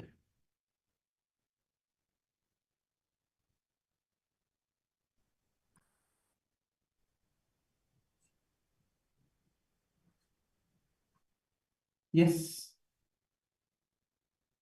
Jeannie, I got your answer also. Hemant's also I got. What about others? Nisha? Sir ये 90% से related जो cost है that will be included in the oil reconstruction जो रहेगा उसका capitalise किया जाएगा उसमें। Yes. बाकी जो 10% है वो जब एक्चुअली ऑयल एक्सट्रैक्ट होगा तब जाके वो ऑब्लिगेटरी इवेंट बनेगा तब उसकी प्रोविजन चाहिए। Okay. Okay. Nisha, you would like to add anything or? As Pooja rightly said, the cost of removal would be included as per NGA 16, sir. Yes. So And exactly. Yeah, go ahead. and the end of the reporting period, no oil has been extracted. Yes. Question is very clear about it. So the obligatory event does not arise in terms of oil extraction. That's right. So I have two obligating events. One is, and this is exactly what even Hemant and Jeannie have also confirmed, and Kishore also has confirmed. Okay. So your obligating events, one is construction, second is extraction. Construction you have done. The moment you have constructed, 90% आपको करना ही पड़ेगा. This event has happened. So you have to make a provision for this value. Extraction के case में, the remaining 10% is going to come and hit on your head. Has this happened? Answer is no. And because this has not happened, you will recognize this provision when you start extracting the oil. Okay, so that is offshore oil field. All right, next. After a wedding in X1, X2, 10 people died, possibly due to food poisoning from products sold by the entity. Legal proceedings started seeking damages from the entity, but it disputes a liability.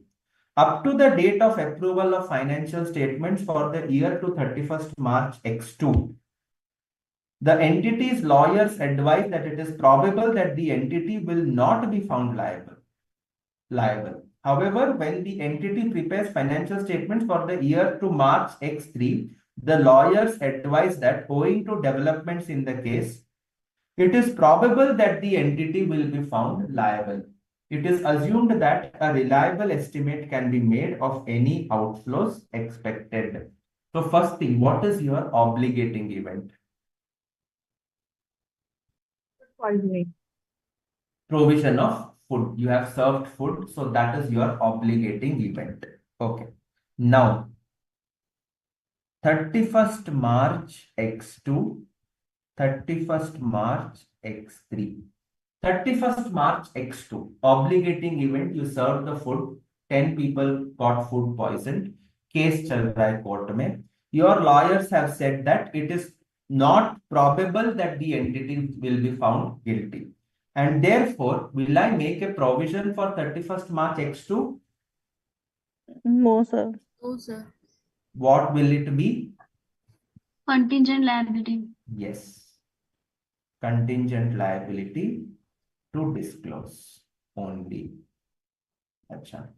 31st March X3.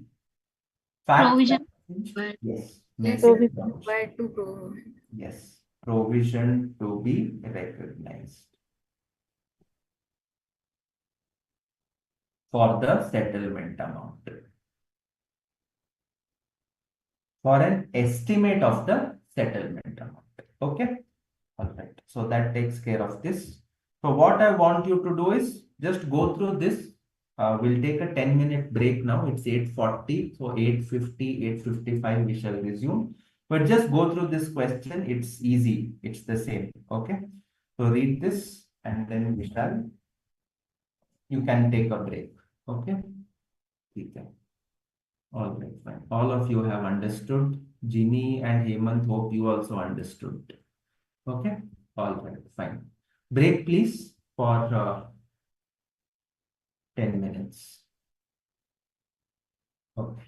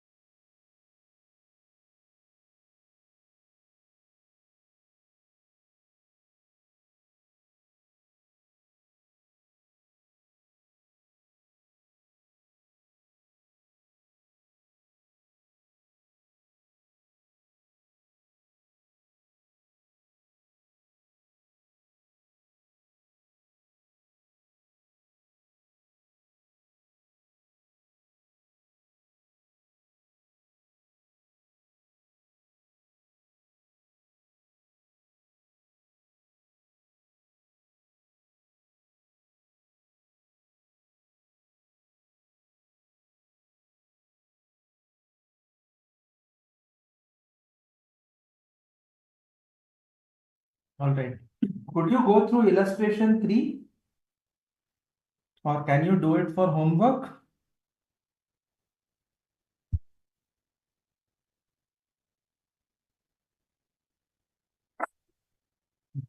And leave it for homework. X Chemical Limited is operating in the vicinity of a river since 20 years. A community living near X Chemicals Limited claims that its operations have caused contamination of drinking water. X has received notice from Government Environmental Agency that official investigations will be made into claims of pollutions caused by the entity. If it is found that X has caused the contamination, penalties and fines would be levied on it. X believes that it has implemented all environmental safety measures to an extent that it is unlikely to cause pollution. Management is not sure whether it has all the information about the entire 20 years. Therefore, neither management nor external experts are able to assess X Limited's responsibility until the investigation is completed. How should the management account for the liability in this case? Okay. So, is there an obligating event here? Is there an obligation? Is there an obligation? Evidence is not there. So whether the contamination is caused by X itself is not known at the moment. So an obligation there or not there is unclear. And because these things are unclear, can I with certainty calculate the amount of penalties, or can I be penalized is something that I do not know at this stage. And therefore, the best option is to treat it as a contingent liability because it is fully uncertain. Okay? Pooja, you want to add on something? Since assessment has not been yet proved that the contamination has been done, so the present obligation is not there. We have to make just liability. That's right. So today's date, there is no obligation. There is no present obligation because of lack of evidence. So जो सरकार बोलेगी वही होगा, so we treat it as a contingent liability. Absolutely right, Jeannie. Hope it's clear, Nisha, Monica. Yes. All right. So that takes care of that part. Probable outflow. Outflow is probable. When do we say that? When the probability of occurrence is more than 50%. Then you recognize the provision. If it is less than 50%, you disclose a contingent liability. If outflow is remote, remote means generally up to 5%, but again it's judgmental. Okay, if outflow of resources is remote, do nothing. Do nothing means what? Do not make a provision, do not disclose as a contingent liability, just observe until you get additional facts. Okay. All right. Where there are a number of similar obligations, the probability that an outflow will be required in settlement is determined by considering the class of obligations as a whole. Okay, product warranties, similar contracts. Okay, you look for the category as a whole and not each individual sale transaction. Although the likelihood of outflow for one item could be small, it may be probable that some outflow will be needed to settle the class of obligations as a whole. If that is the case, a provision should be recognized if the other recognition criteria are met. Okay. All right. So coming to the next one, illustration on warranties.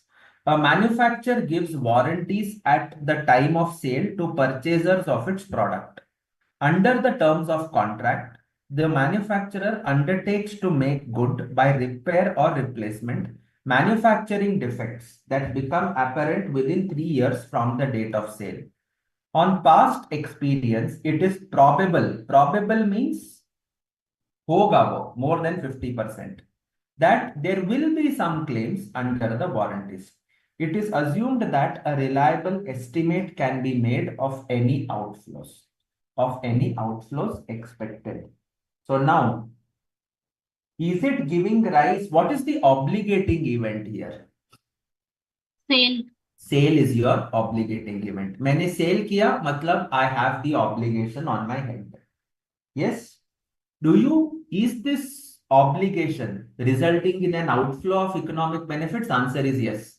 Either I have to put my resources to repair it or I have to give a new product free of cost. Okay. They have said na repair or replacement. Okay. And the third one is, what is the conclusion? Since obligating event is there and I have an obligation also, then it is obvious that I have to make a provision of the best estimates of the costs incurred for warranty and replacement. Okay, provision should be recognized. Okay. Next, refunds policy. I think we saw this. A retail store has a policy of refunding purchases by dissatisfied customers, even though it has no legal obligation to do so. Its policy of making refunds is generally known, so it is assumed that a reliable estimate can be made. So now, should I make a provision for that? Answer is yes, because I have already created a valid expectation, so constructive obligation. तो फिर हमें provision उस हिसाब से बनाना पड़ेगा. Okay, so that is example 5. Okay. Now, when we talk about reliable estimate, see, till now whatever we saw was provision banana hai, nahi banana hai, banana hai, nahi banana hai. Do I have to make? Should I not make? That was what we have discussed. Now we are going to talk about reliable estimate of the obligation. What does it mean by estimate and what does it mean by reliable estimate? Do you think estimates are common in preparation of financial statements? Of course they are. Okay, of course they are. The use of estimates is essential and does not undermine their reliability. This is especially true in the case of provisions, which by their nature are more uncertain than most other items in the balance sheet. Obviously, provision for leave encashment, provision for gratuity, provision for bonus, provision for warranties, provision for repairs and replacement. Okay, you name a provision and we are having some or the other item sitting in my balance sheet. Except in extremely rare circumstances, an entity will be able to determine a range of possible outcomes and therefore can make an estimate of the obligation that is reliable to use in recognizing a provision. So whenever your client says it's not possible to calculate, you have to work out and tell him that, boss, it's possible because you know as part of the business what is the say if it is a warranty case, you will know from experience how many cases have come back and how much you have performed as warranty. In extremely rare case where no reliable estimate can be made, a liability exists that cannot be recognized. You will disclose it as a contingent liability. But this is a very, very rare case. Okay. All right. Fine. Coming to the next question. X has entered into an agreement with its selling agent Y, in accordance with which X has to pay a base percentage of commission on export sales and an additional commission to be paid if the export incentives are received. As per accounting policy of X, it recognizes the receivables, the export incentives, when actually realized on account of uncertainty in realizing such incentives. Export incentives are not received for the year X1, X2. However, X Limited is hopeful of receiving the export incentives in the year X2, X3. In financial years for X1, X2, should X provide for both base commission and additional commission is the question. What do you think?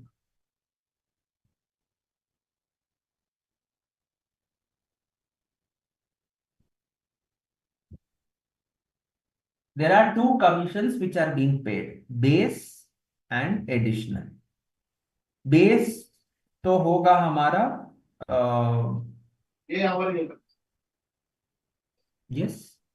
The sales based जो commission है वो sales के data के according we can make it estimate reliably. So Yes. the basic sales-based commission, we will make a provision for it, but the additional commission, it is depending upon the export incentive that is to be received. If it is received only, then it will come into picture. Yes. So So X1, X2, did I receive export incentives? no, sir. We have not received. तो उसका provision आप बनाओगे कैसे बनाओगे? Right? Obligating event has not happened only. Yes, and therefore, as she was rightly mentioning, export incentives का provision नहीं होगा. Base commission, that is based on sales, that provision will be recognized. Are we clear with this, everyone? But sir, it shows in the contingent liability. कैसे होगा contingent liability? X1, X2 में मिला ही नहीं है, तो why should I take it as a contingent liability also? It is talking about receiving export incentives for the year X1, X2. I haven't received. Okay. Export incentives have not been received. So there is no uncertainty, right? Okay. Okay. There is no uncertainty and therefore no provision for additional commission. Only the basic commission. Okay. All right. So that's illustration 4. All right. Fine.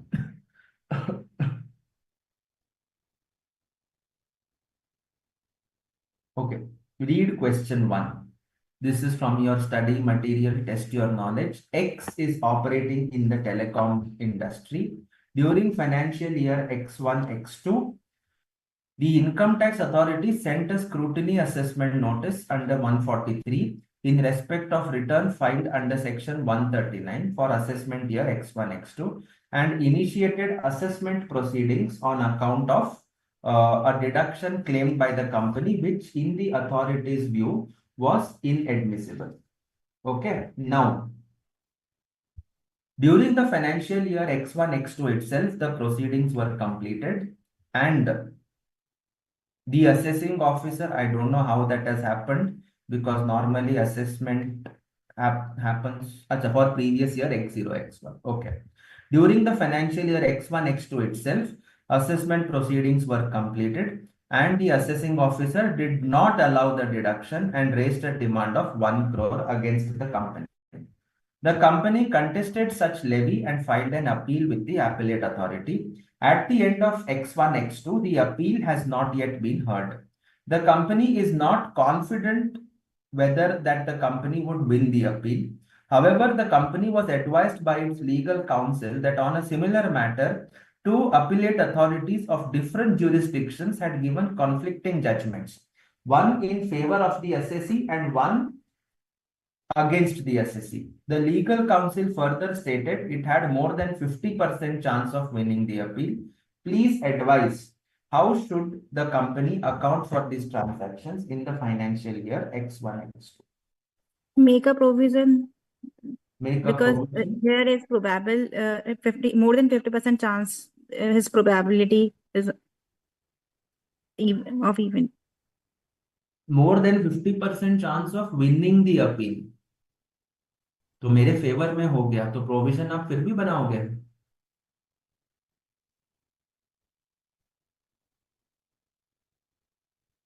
Yes, payment not required for the provision. Jeannie also is saying treat it as a contingent liability. Yes.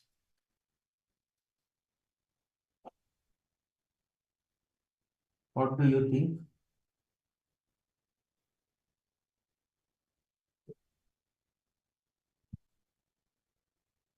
Okay. Sir, it is not sure that the company would win the appeal. Yes. See, देखो. That's why we made a provision. That's right. So there are 2 pointers. This was the original question that was there. In the revised study module, what they have done is it had 50% chances of winning the appeal. Okay. The first case, more than 50% chance of winning. The second case, there is a 50% chance of winning the appeal. So now if you tell, do I make a provision or do I not make a provision?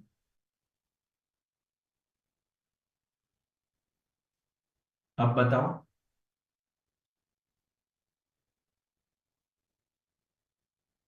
Monica? Sir, still make a provision because Make there a are provision. line. Yes. Pooja, Nisha, Same answer, sir. They will make a provision. make a provision. Make a provision. Okay.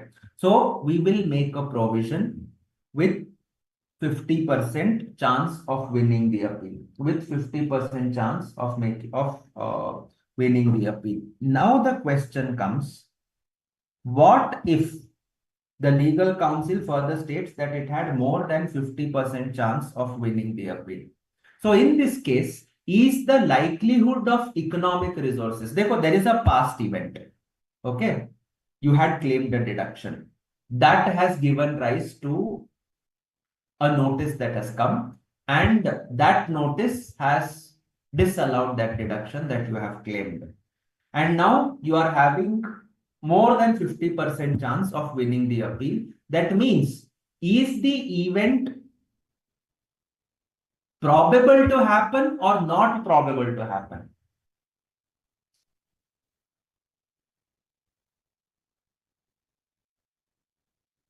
Is the outflow probable Yes. or is it not probable? Probable का definition है more than 50%. Look at the statement that is there. The council further stated that it had more than 50% chance of winning the appeal. So is it probable or not probable? Not probable to have outflow. Not probable. So will you recognize a provision? Answer is Yes, sir. अभी फिर से yes. Yes, sir. But sir, the question says there are likely chance to win the case. हाँ जी. तो आप provision बनाओगे या contingent liability disclose करोगे? Okay, sir. Because the decision is still pending with appellate authority. That's right. But see, I have an expert opinion that tells me that I have more than 50% chances to win the case, right? So if I have more than 50% chance of winning, see, if I have more than 50% chance of losing, then outflow is probable. Matlab, I will lose 1 crore. But now I have more than 50% chance of winning. That means probability is less than 50% of outflow. Yes or no? Yes, sir. And therefore, आप क्या करो? Provision बनाओगे या contingent liability disclose करो? Contingent liability. We will disclose it as a contingent liability. Contentious है. Okay, it's contentious. We can argue from both the sides because I have two judgments. One in my favor, one against my favor. तो sir आप कैसे बोल रहे हो more than 50% chance है? वो मैं नहीं बोल रहा. The question is telling. Okay. So we respect the question. And in this case, if it is having more than 50% chance of winning the appeal, make a contingent liability, treat it as a contingent liability. But yes, in the revised module, this was taken from the earlier module. This more than has been removed to eliminate all confusions. So therefore, we will end up making a provision. Okay, we will end up making a provision. I hope both the cases are clear, everyone. Yes. All right. Jeannie and Hemant have already answered. Okay. Next one. An entity is a telecom operator. Laying of cables across the world is a requirement to enable the entity to run its business. Cables are also laid under the sea and contracts are entered into it for the same. By virtue of laws of the countries through which the cable passes, the entity is required to restore the seabed at the end of the contract period. What is the nature of obligation that the entity has in such a case? Do I have an obligating event? Yes. The obligating event is laying of cables. Laying of cables. Okay. And this obligating event, has it given rise to a legal obligation? Has it given rise to a legal obligation? Answer is yes. By virtue of laws, entity is required to restore the seabed. Are you able to understand? And therefore, do I make a provision? Yes. Recognize a provision.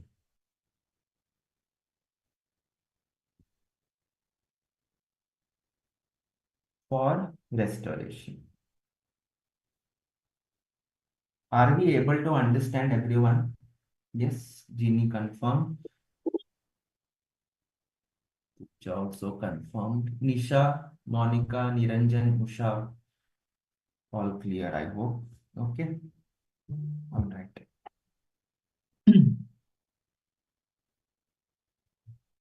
Covid FAQs बाद में आते हैं. Okay. All right. Now.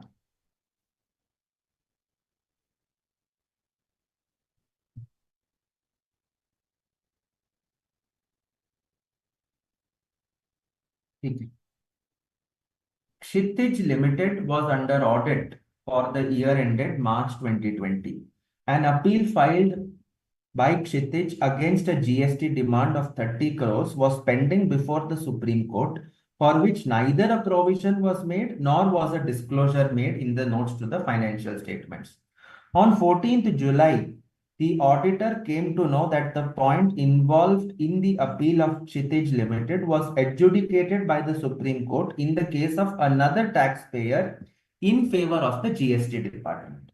The auditor insisted that the provision be made of 30 crores in the financial statements. Management is of the view that since its own case is pending, no provision is called for. It was also of the view that the event does not have any effect on the financial position of the company as at the reporting date. Is the management's view correct? Bolo. No, sir. Management's view is not correct. तो क्या करना चाहिए? Provision तो नहीं बनाएंगे, but they would have to disclose the contingent liability. You are saying they provision nahi बनाओगे, but they would have to disclose a contingent liability, right? Yes, sir. Okay, fine. What about the others? Monica? Sir, same, sir. Acha, contingent liability. What about these people who type in the chat box? Hemant, Jeannie, क्या करोगे? What are you going to do, Hemant?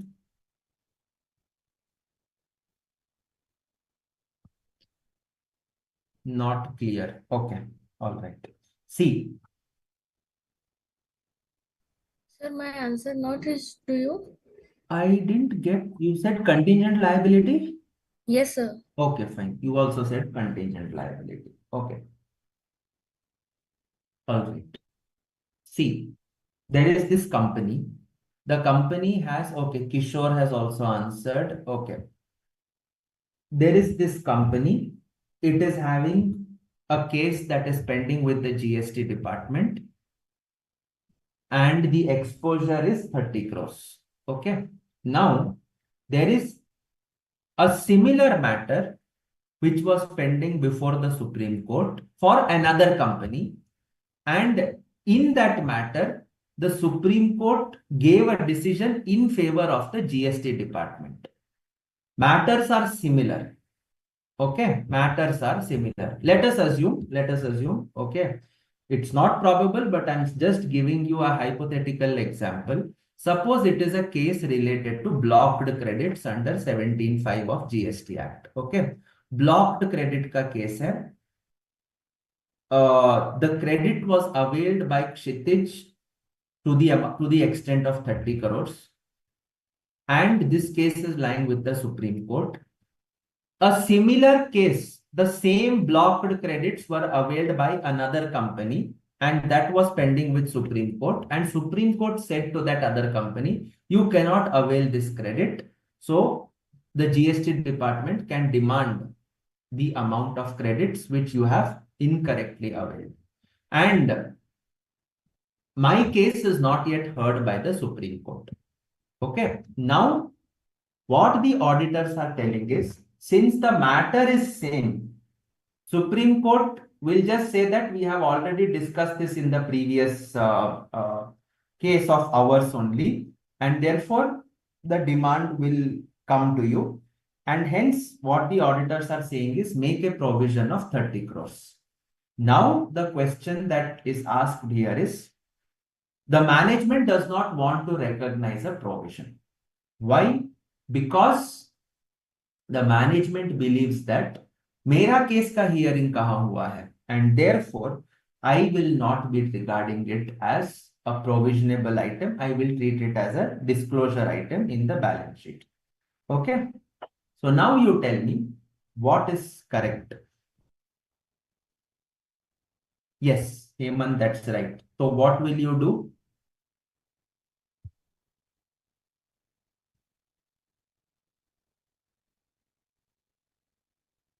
Okay. Okay. Ginny, what about your answer?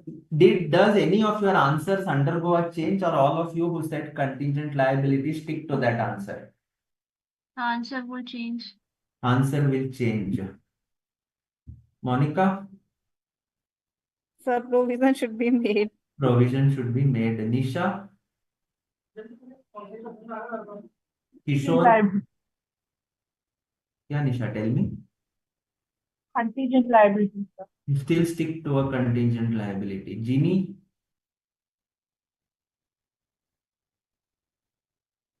Kishore, Hemant has answered. Okay. See, first of all, if this was a matter of a state court, a high court, a state high court of another jurisdiction, I could somehow have said that, okay, we can fight it out, take expert opinion and decide whether to make a provision or not. Okay. But in this case, who is the adjudicating authority? Supreme Court. Supreme Court. हमारे पूरे देश में एक ही supreme court है. Yes. So once Supreme Court adjudicates something that becomes in favor of the GST department, I don't see any reason why the case will come to me in my favor. Because what will happen is, in fact, the cases will be disposed of like that also. That they come up for hearing, then the lawyers will say that, sir, this is already decided in so and so case. It's in favor of the department. So court will say, okay, in favor of department. 2 minutes में hearing खत्म हो जाता है. Okay, because that's the Supreme Court. If it is something which is already adjudicated, there is no point in taking time out of it. Yes, that's the precedent. Okay. And therefore, in this case, since a similar matter is already adjudicated in favor of the department, it would be wrong on my part to even make an attempt that saying that हमारा hearing अभी तक हुआ नहीं. होगा भी तो नतीजा वही निकलेगा. Okay, even if it happens, the results will be the same. And therefore, is the management's view correct? No, because on similar matters, the adjudication has already happened, and therefore a provision needs to be made. Are you able to understand? Yes, sir. Nisha, did you follow? Yes, sir. Okay, all right. So it's a little, what I can say, it's a little tricky at times, but you have to understand the scenarios. B&S Limited received a show cause notice in December 19 from the VAT department intending to levy a sum of 20 lakhs. The company replied to the above notice in January 2020, contending that it is not liable for the proposed levy. No further action was initiated by the VAT department up to the finalization of the audit for the year ended 31st March 2020. As the auditor of the company, how would you deal with this matter in your report?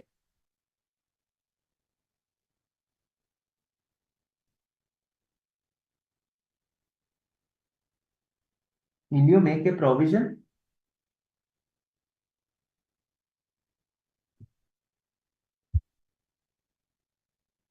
Yes.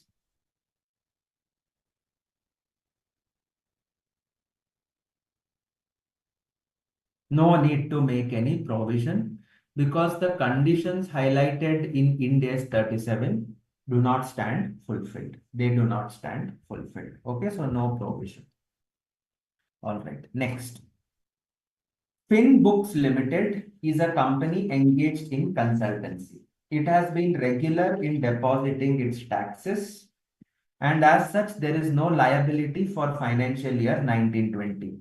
The figures for the year are as under. Income chargeable to tax 211.64. Income after adjustment 228.48. Tax thereon 74.13. TDS deducted 30.45 lakhs. Tax paid during the year 43.68 lakhs. The company prepared the balance sheet as per above figures. However, during assessment proceedings, the assessing officer has issued demand of 7.52 lakhs, insisting that this amount of TDS is not reflected in Form 26AS of the company and thus not eligible to be claimed as a credit. The company has in reply to the same filed a rectification with the assessing officer. The company is trying to contact its customers but is unable to contact XY Limited, which has deducted TDS of 2.39 lakhs. Rectification pending before the AO suggests the treatment of 2.39 lakhs and 7.52 lakhs in the balance sheet. Bolo, something that you people have been handling on a regular basis. Read this.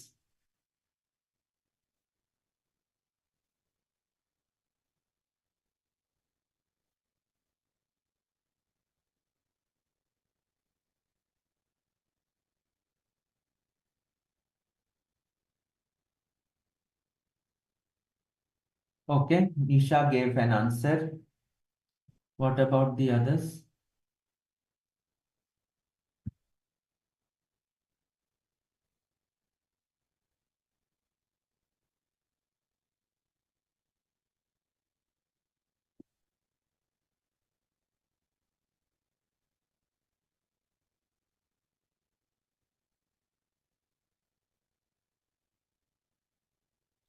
Come on, read.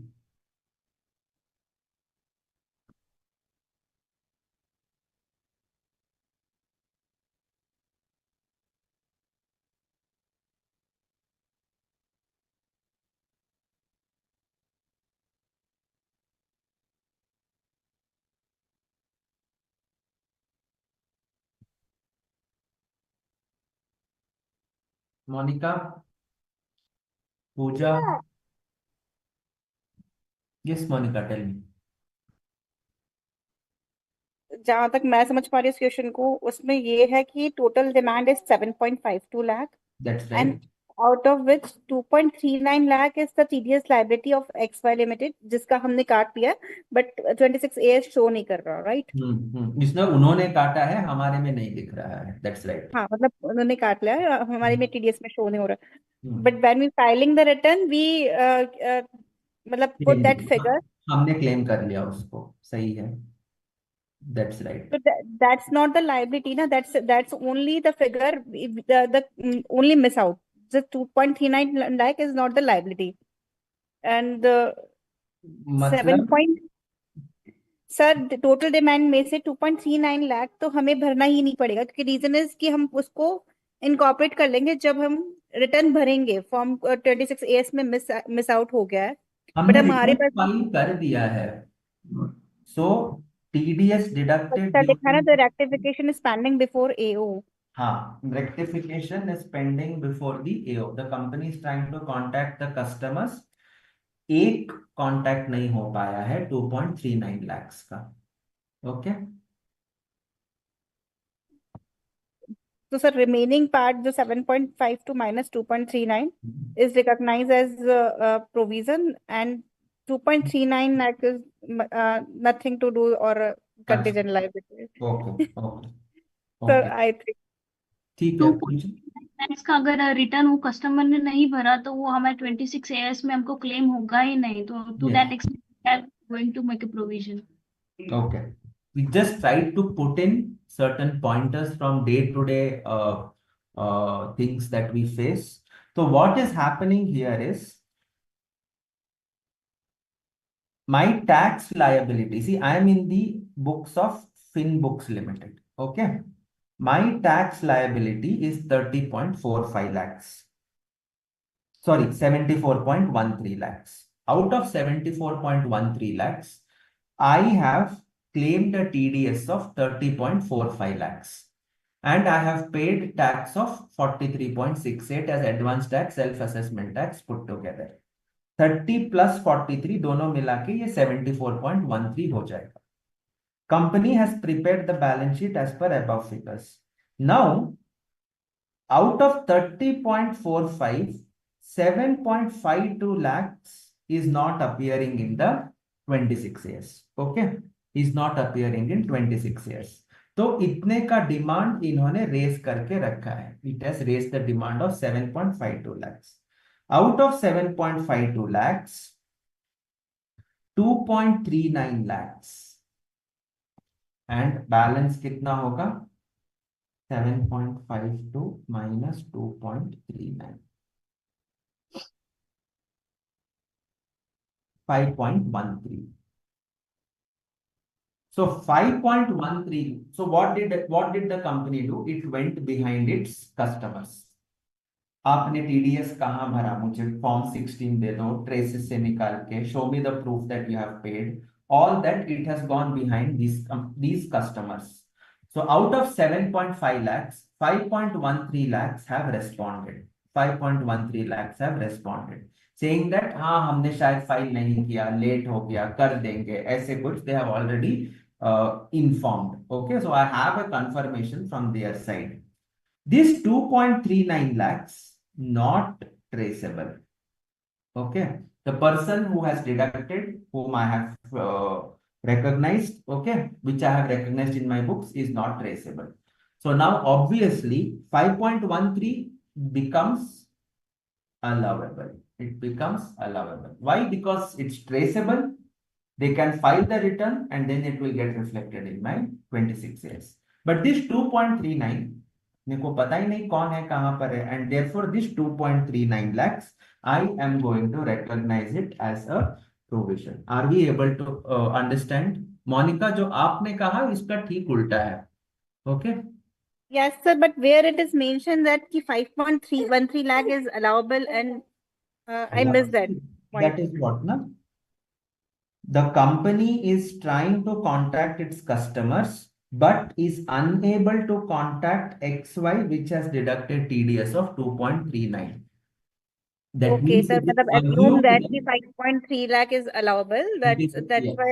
yes, Okay, sir. it is sir that I think इन्होंने भी reply नहीं दिया, इन्होंने भी reply नहीं दिया, तो उनका हमें प्रोविजन क्रिएट करना पड़ेगा और इसका हमें नहीं वैसा नहीं है. तो हमने इसका कन्वर्स ले लिया. सिंस 2.39 वाले पर्सन ने रिप्लाई नहीं किया, it is assume that balance have replied, so we can furnish a response and the remaining 2.39 जो है we make a provision for that amount. Okay, this rectification is pending.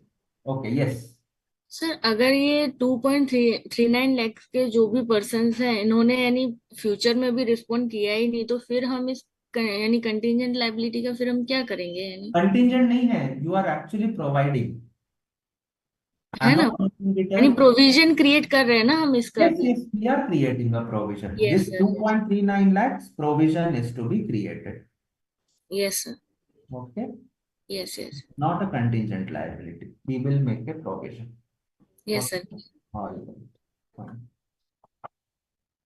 Okay, balance 5.13 lakhs.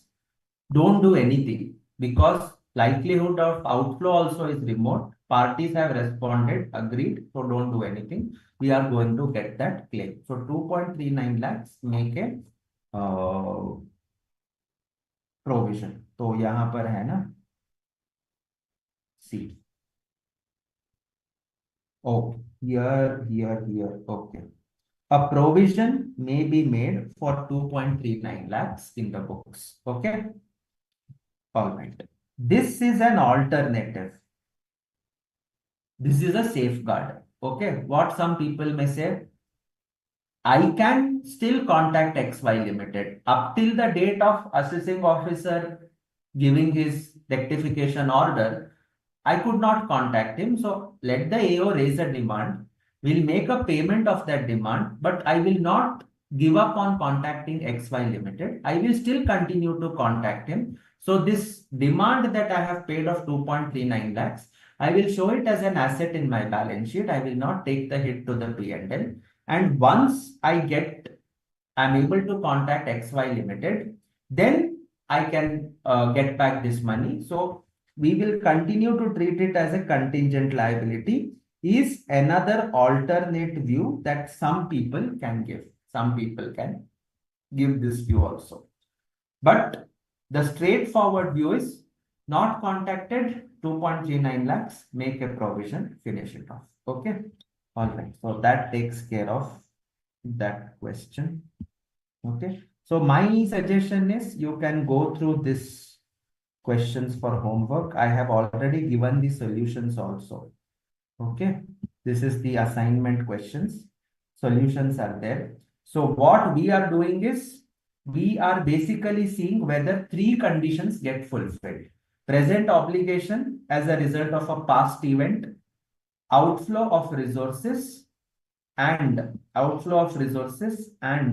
reliable estimate of the amount.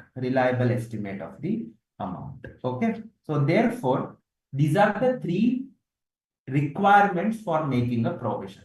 So each of these three requirements we assess.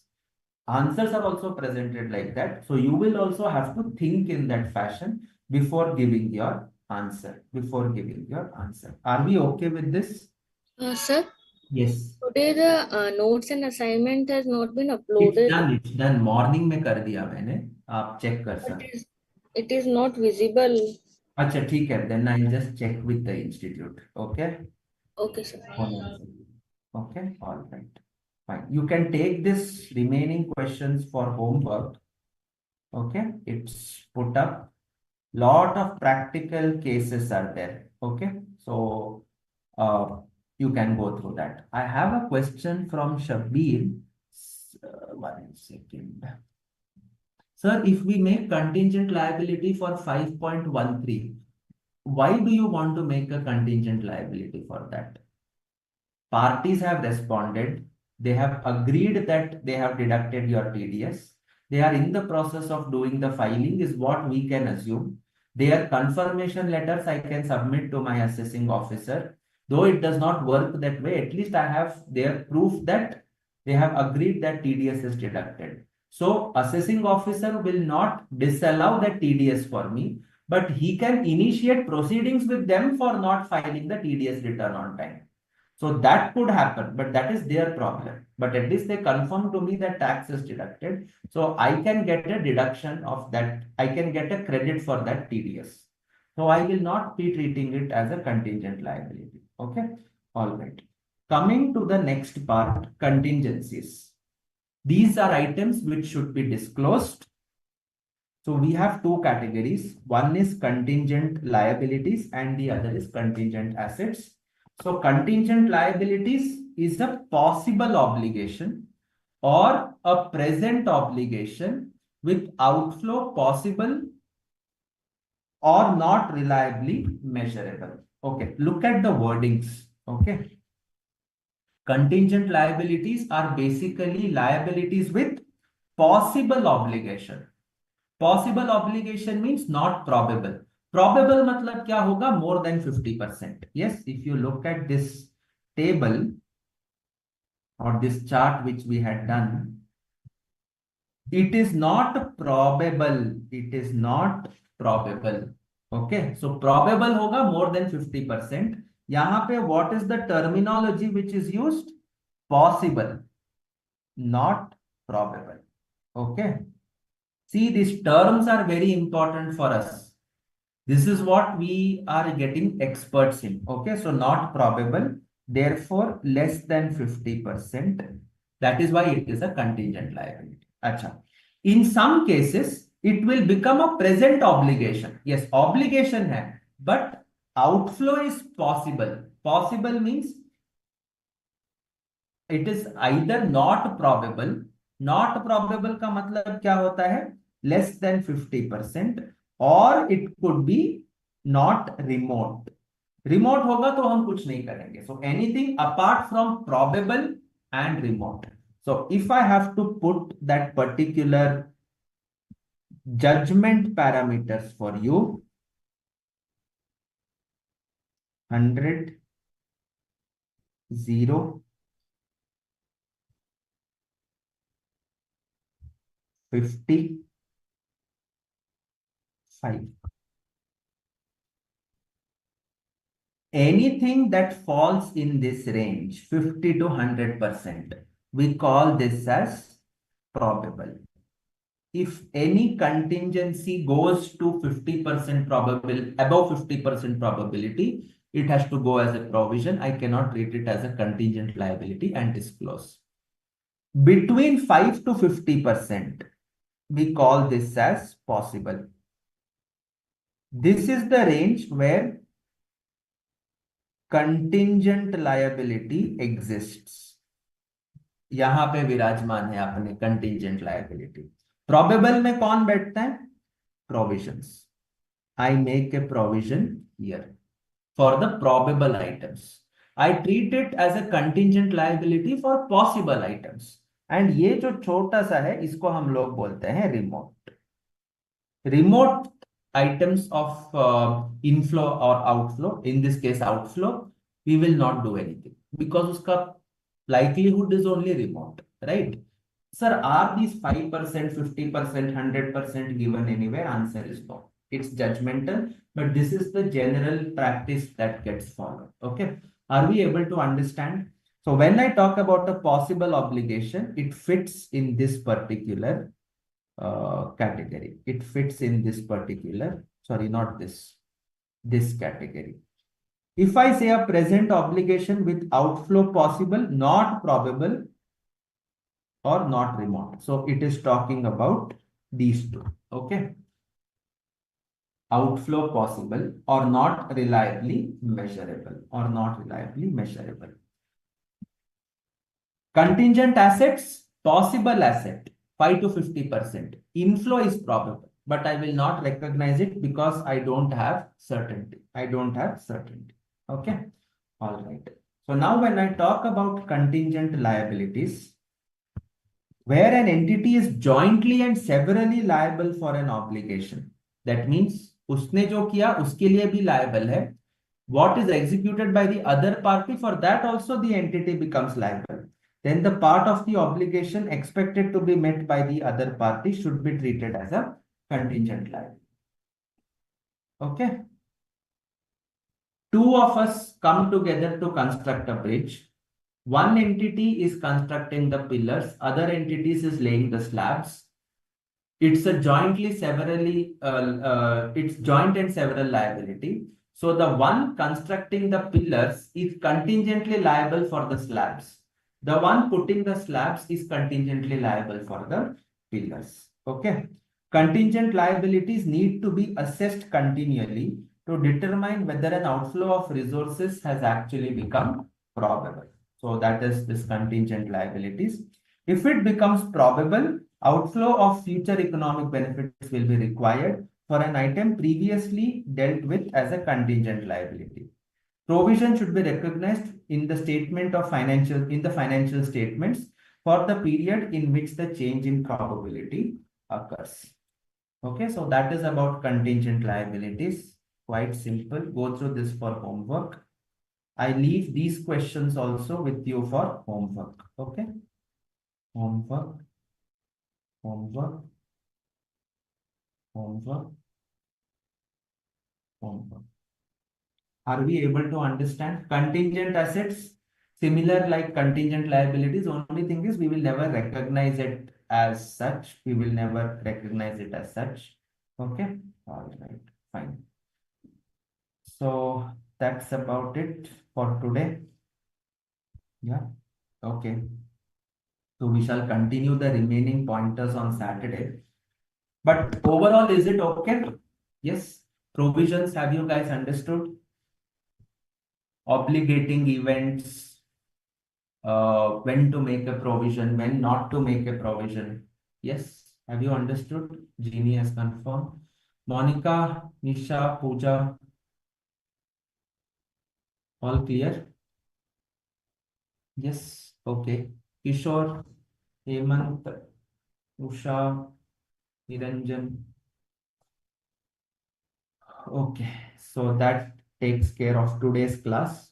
Next class, we should be in a position to wind up this particular standard very comfortably. Okay. So that should be able to give you the comfort. Okay. All right. So that's it then. Let's wind up for the day. Anybody has any doubts?